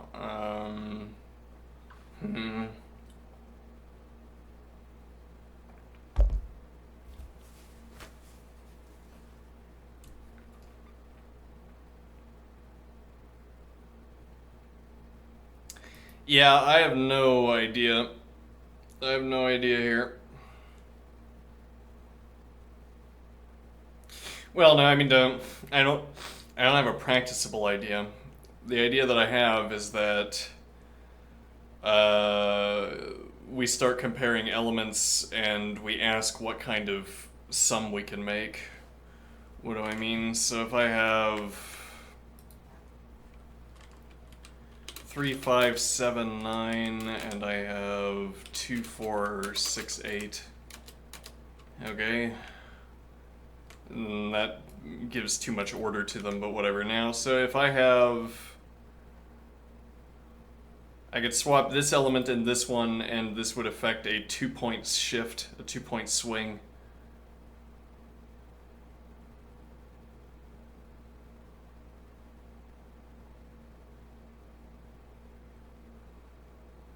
Yes, well, there's no way to affect a 1-point swing. What do I mean? Actually, let's just get 2, 4, 6, and then... So this is going to be 15 over here on the right, and this is going to be 12... Rather, 15 on the left and 12 on the right. Alright, now if I swap 3 and 2... then we're going to get 12, 14, and then we're going to get 13. Alright, so we were 3 apart, now we're 1 apart.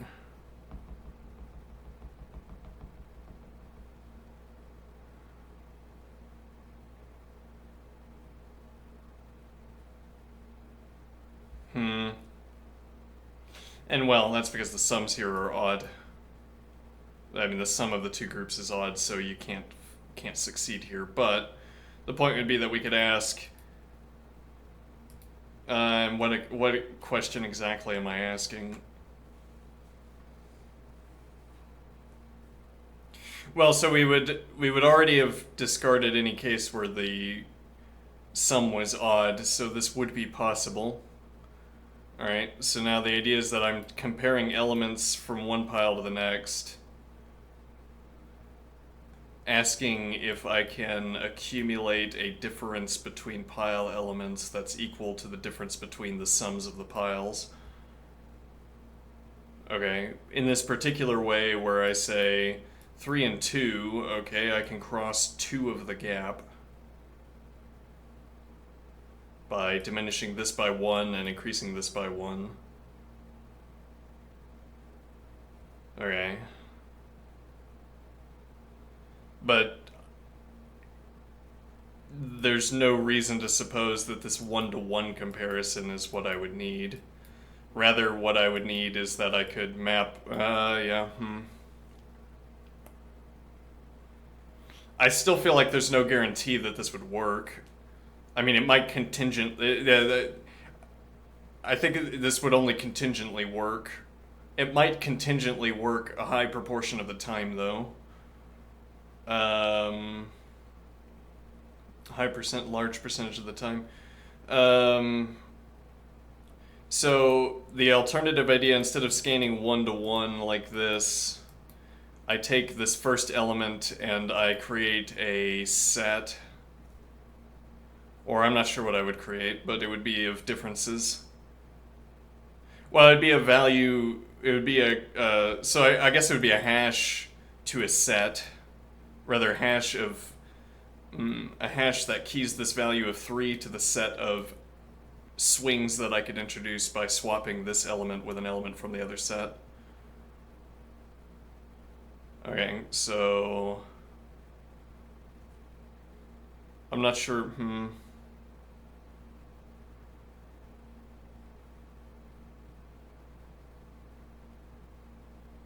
Yeah, a problem with that is that you'd have to, like, so I say, what are all of the swings that I can introduce? I can introduce a 2-point swing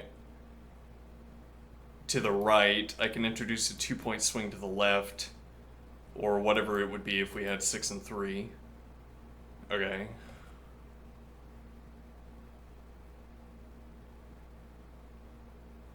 But then if I do the same thing with 5, I would have to keep track of which element. Yeah, so I'd have to produce a pair. So I'd have a list of pairs. This is getting more horrible, but we haven't run combinations yet, so it's not as horrible as running combinations. So we have a list of pairs. We have 3 is a key in a hash table. The swings, the point swings that I can introduce by swapping 3 with an element from the right pile is the value list. But in that list, it's pairs. It's a pair of 2 to swing value, 4 to swing value, 6 to swing value. Okay.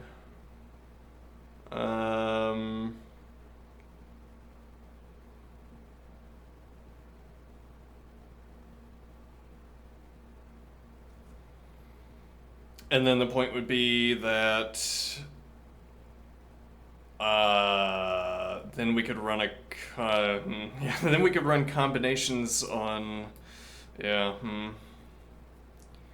then we'd have to look at these key to value lists and ask whether we can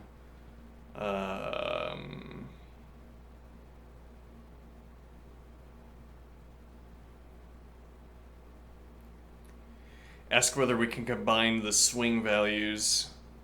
Well, and exclusively so, as in I have 2 dot swing value, 4 dot swing, 3 dot 2 dot swing value, 3 dot 4 dot swing value.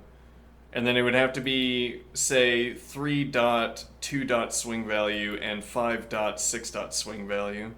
E.g., though it doesn't work in this case because they would just cancel each other out. At any rate, I don't know how we would. I don't know how we would run this kind of comparison. And I'm not sure that this would work either because I don't know if this is sensitive or not to the original piles. I would guess not because we could organize any pile swap, as in. Well, actually, something we haven't really allowed for is that we don't have to target a difference of 0. We could target a difference of any value that's in the right-hand side or any value that's in the left-hand side. What does that mean? It means,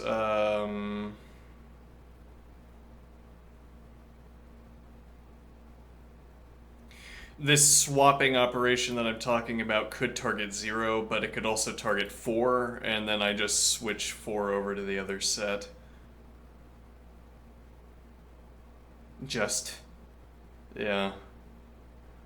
Uh...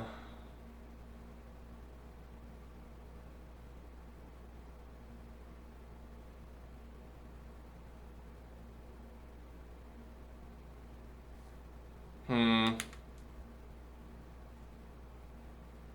Alright, I give up. I don't think this is a good waste. I don't think this is a good waste of time.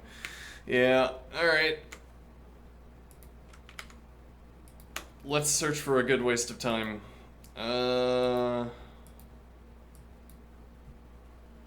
Let's see, racket plot.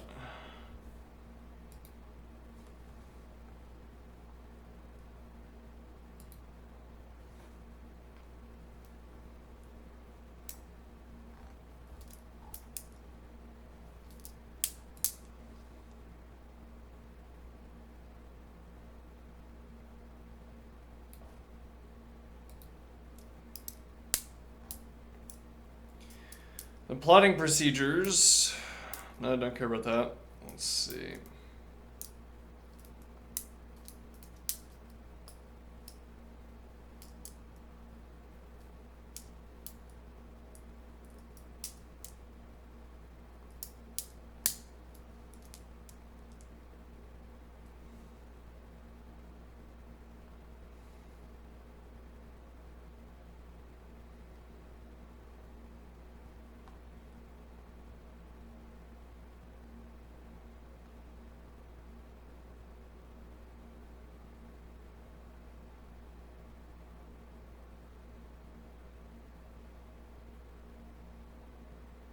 Hmm.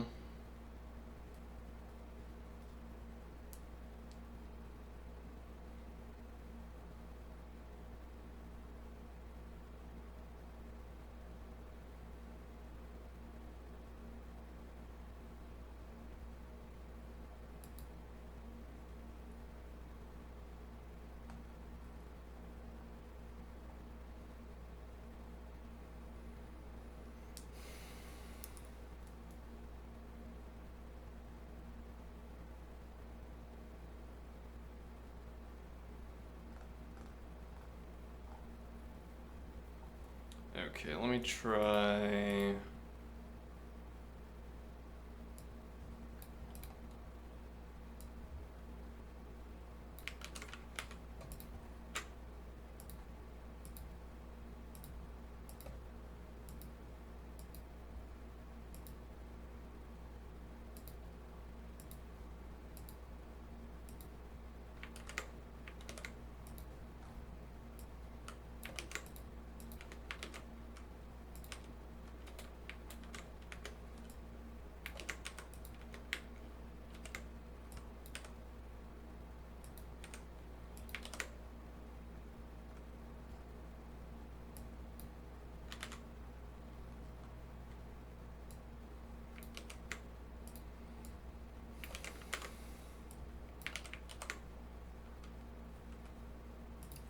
Alright, so now plot list.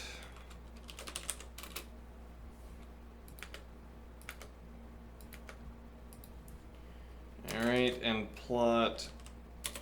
Wait. Points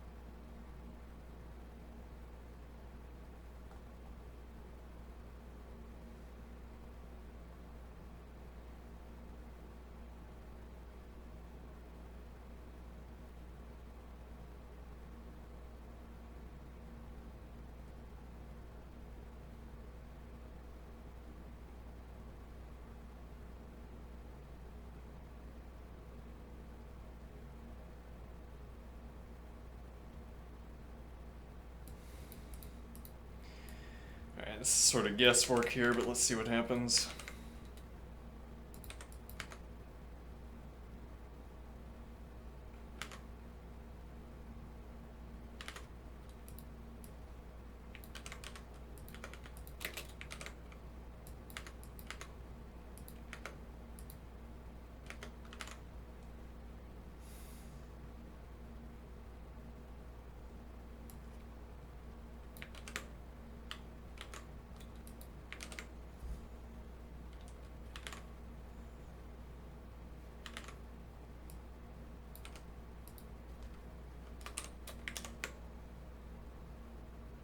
Hmm.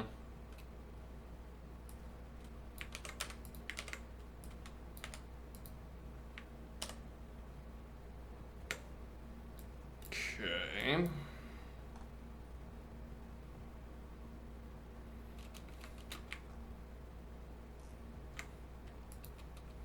Interesting. Um.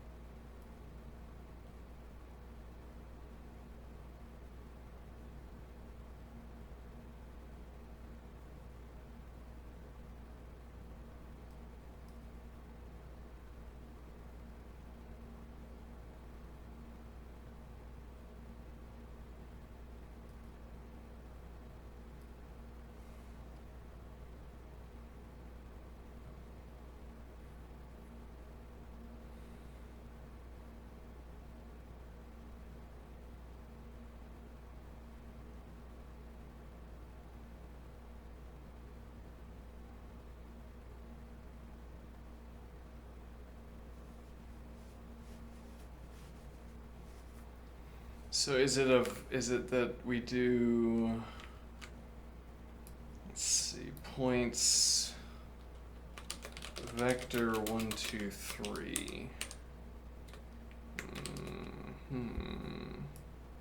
Maybe, I don't know. Okay. No.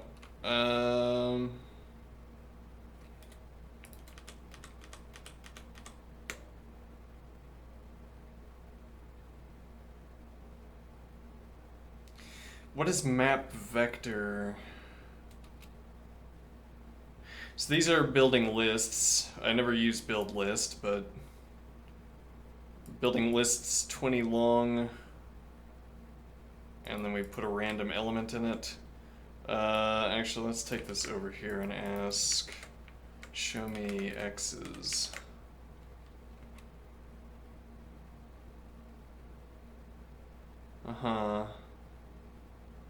Underscore is, I guess, non-argument, as it were. So you have to have that? Yes.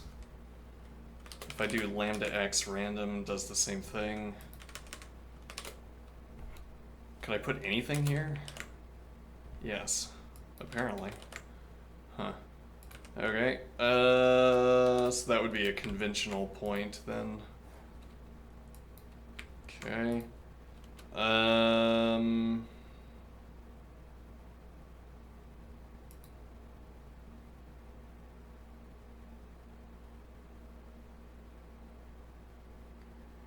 right, my break timer has just gone off. I'll be right back, and then we'll close out the segment.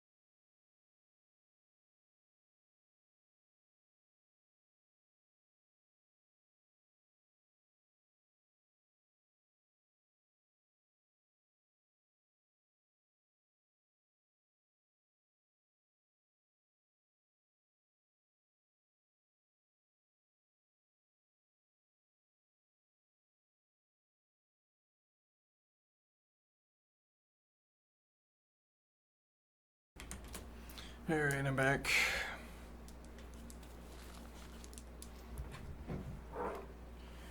Okay, so so this plot, when we run it, yeah, okay, so let's make x's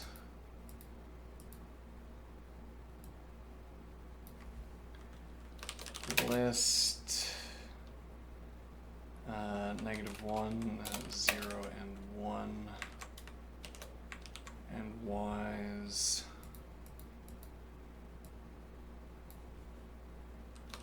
list -0.5, 0, and 0.5. Okay. That square, that text box in the center of the screen is kind of annoying. Alright, so but what is map vector?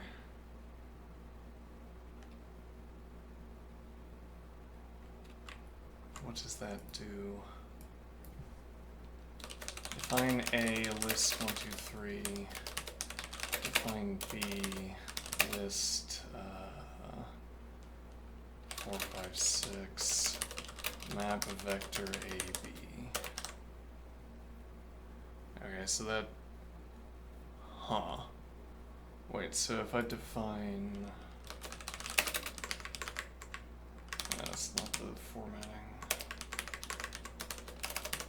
Vector ref C0, what does that give me? Oh, a list of vectors. I see. Right, that makes sense. Actually, if anything, what's confusing here is that you can run map with more than one argument. I didn't know that.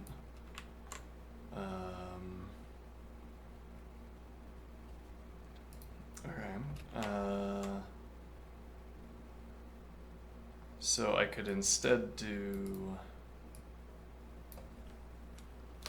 list vector -1, -1 health, vector 0, 0, and vector 1, 1 health. Yes. Okay.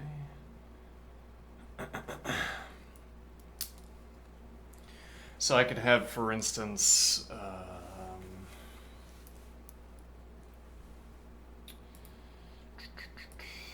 define x's list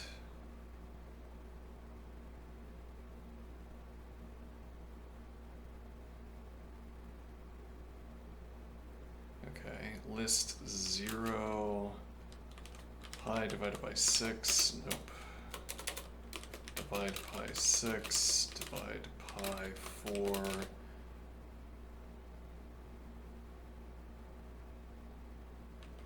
star 2 divide pi 6. Actually, we could make a define unit, define unit real divide pi 6, define off unit real divide pi 4. Alright, and now this is going to be unit real off unit real star 2 unit real.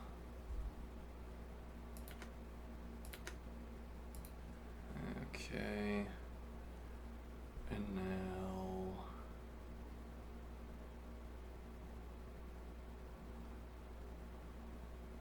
then we would have star 3 unit real, star 4 unit real. Yes, there's a way of doing this with coding, actually. Yes, I don't doubt it. Star 5 unit real. Though the fact that there is a way to do this with coding is part of the reason why we are looking into this technology. Not for nothing.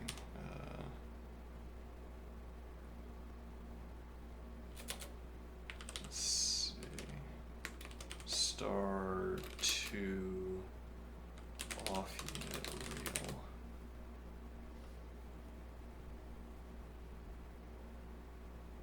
Okay. These are our x's. We want to map vector to x's and map sign to x's. Please. Oh, look at that. All right.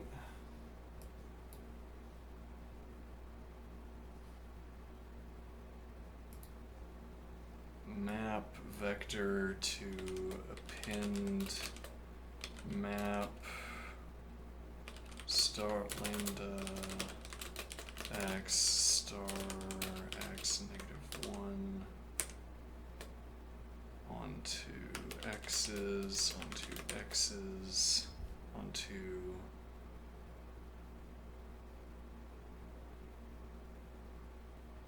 so we can see if you can do let definitions inside of plot.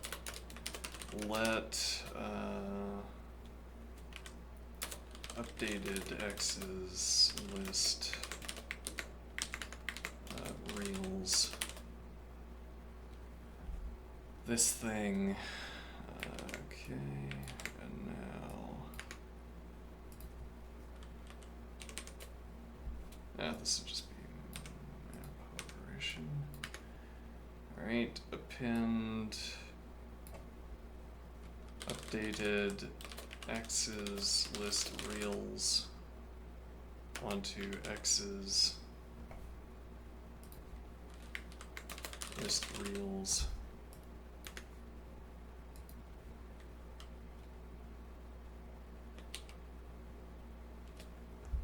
Okay.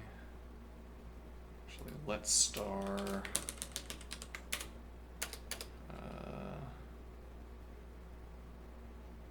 No, wait, yeah, that would work fine.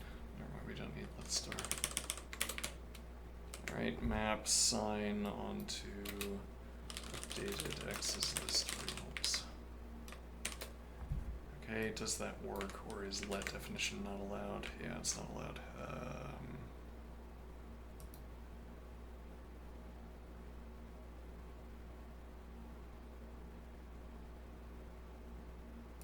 Alright, but why would we need it inside? Actually, yeah, we could do maybe this.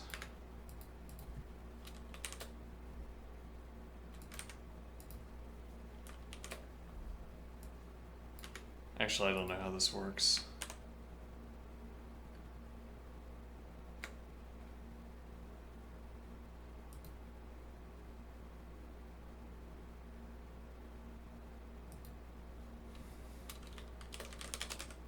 Oh, that might have been why we got an error. Should at least test whether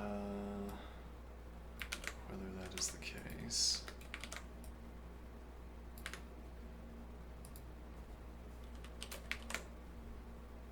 Nope. No, hold on. We're still getting syntax errors. X's. List reals.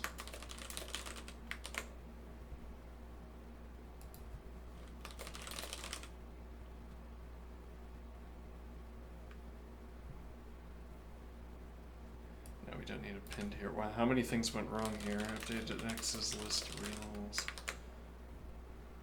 Oh, it works. Okay. So yes, you can form let definitions inside of a plot.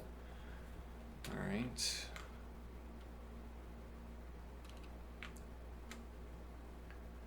Interesting.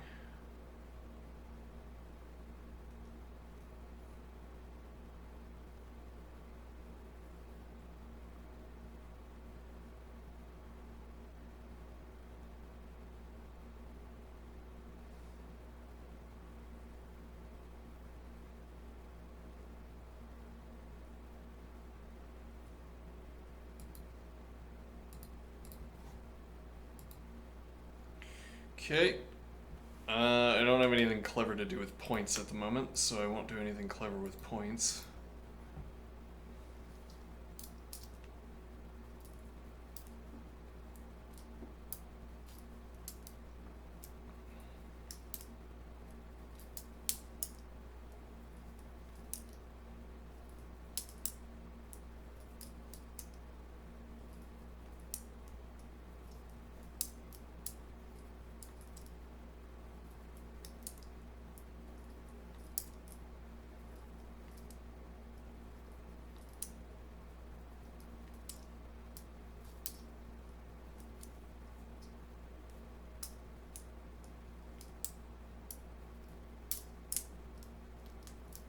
Hmm.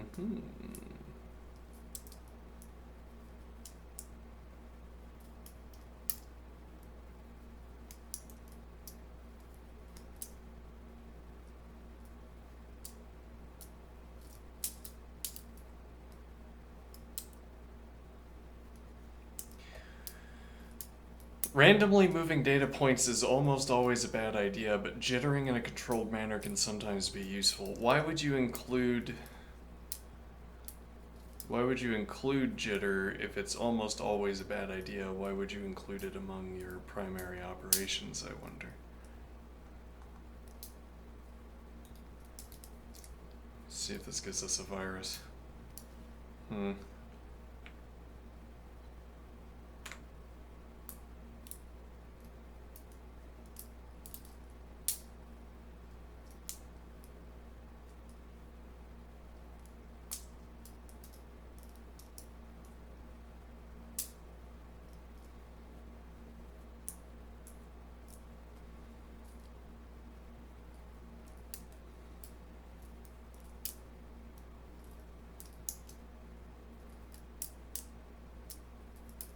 Never mind. Alright. Let's see.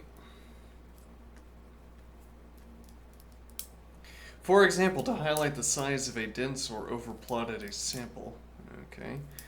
To see the distribution of one-dimensional data as a substitute for box or violin plots. To anonymize spatial data. Showing IE an office's neighborhood but hiding its address. Vector field. Returns a renderer that draws a vector field. Can I have... Ooh, look at that. Look at that. That is fascinating. Alright, I like that.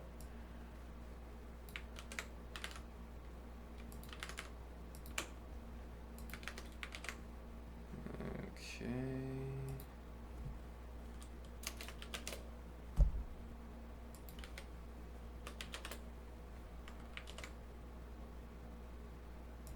Ooh, look at it.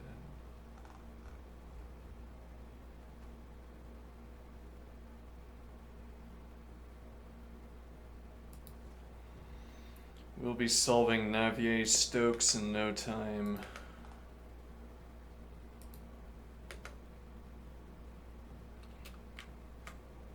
Navier, I don't know.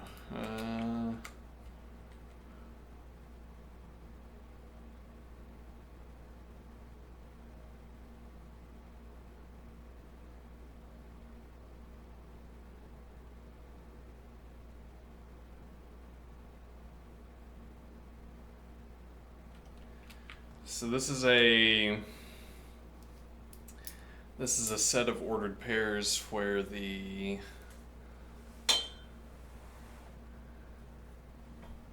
let me think here. Right, so as we get further away from origin, the magnitude increases, right? So it would seem. I don't know about this kind of plot, but yeah, we have 0, 0 around the center. Okay. If we get further away from origin, we're also increasing the magnitude of the vector. And the direction is determined by... I guess it's determined... I don't know.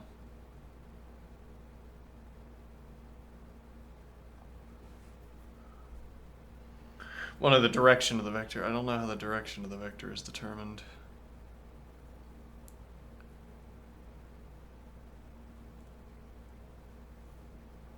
But you're taking plus xy. I don't really know how to investigate this question either.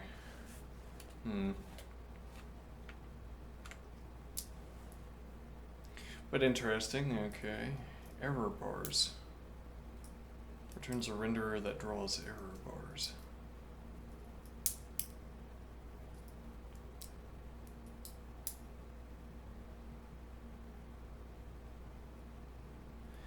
Actually, I've been thinking for calculus, having a kind of statistics analysis that goes alongside it. It's like the idea of having a function and then a simplified function that is arbitrarily close to the original function, or a substitute function that passes certain requirements. Like if our substitute function is always within a certain range, or on average is within a certain range, maybe error bars could be useful.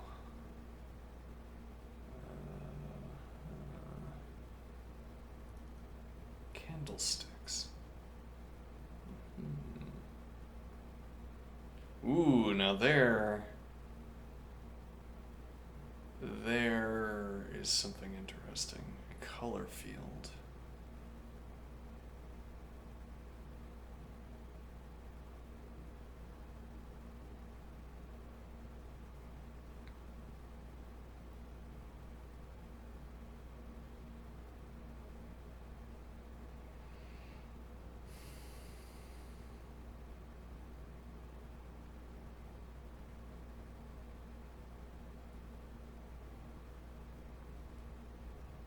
Interesting.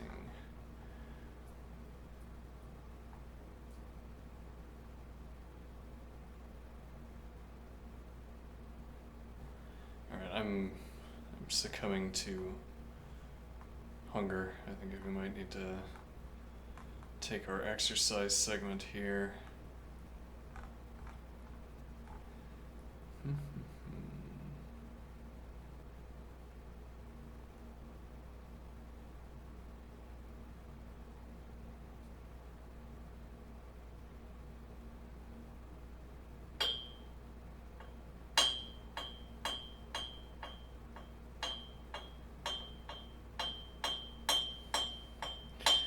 So these show default values.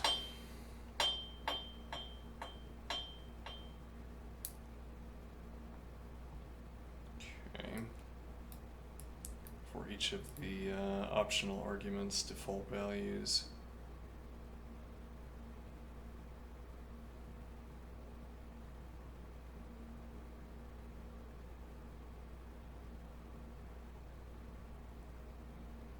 Maybe. Alright. Stand up. Everybody up.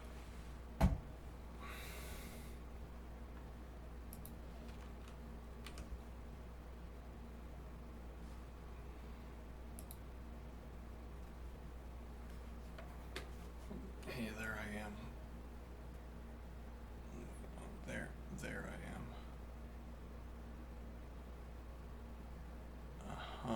That's weird.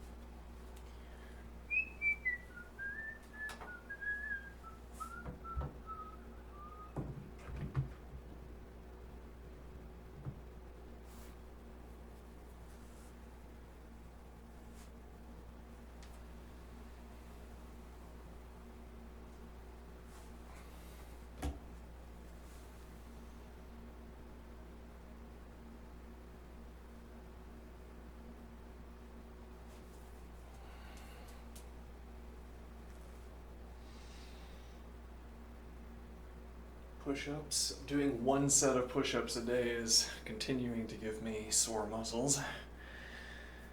Well, alongside any other upper body activity I do every day. So that's a good bargain, I'd say.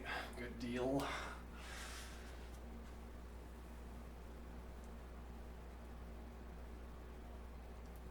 I guess I'll go ahead and continue taking that deal.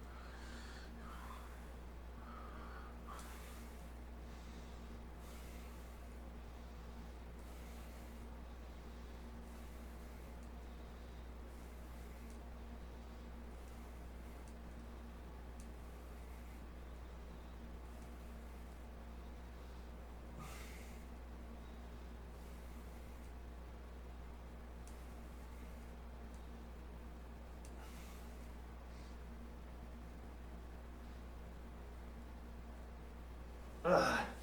Okay.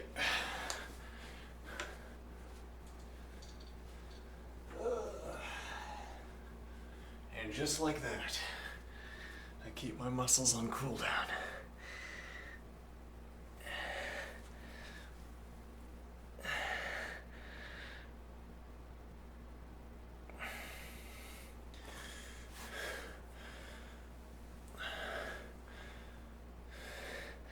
Yeah, that now my entire upper body is tired.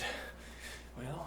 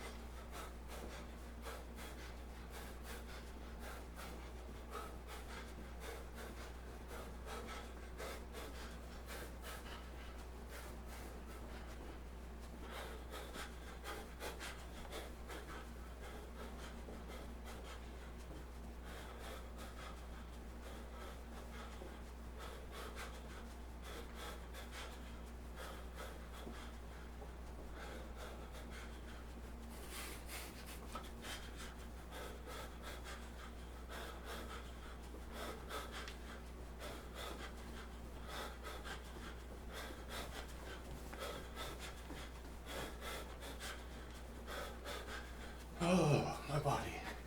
Tired. Sore. Relentless.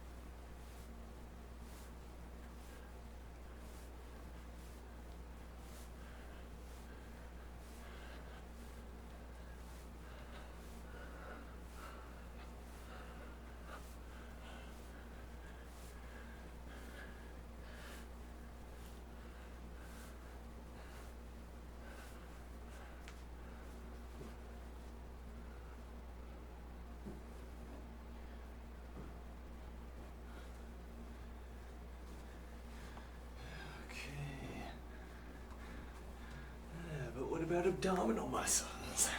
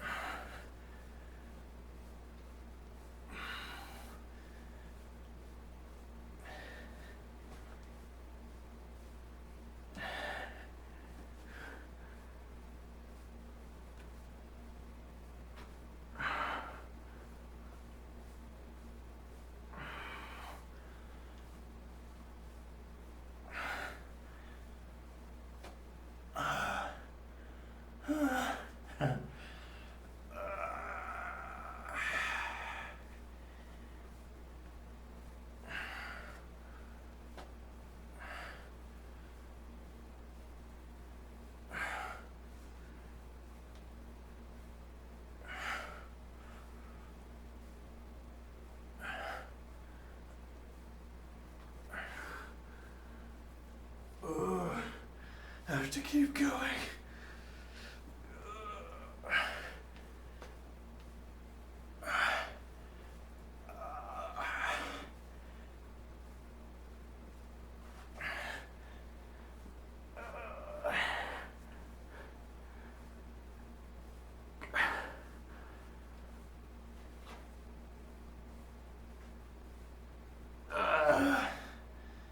Okay.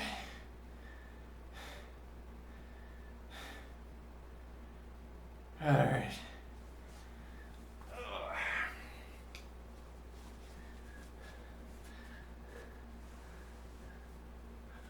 Well, I'll be back after lunch.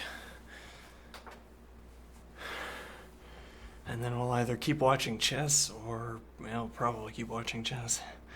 Anyway, see you then.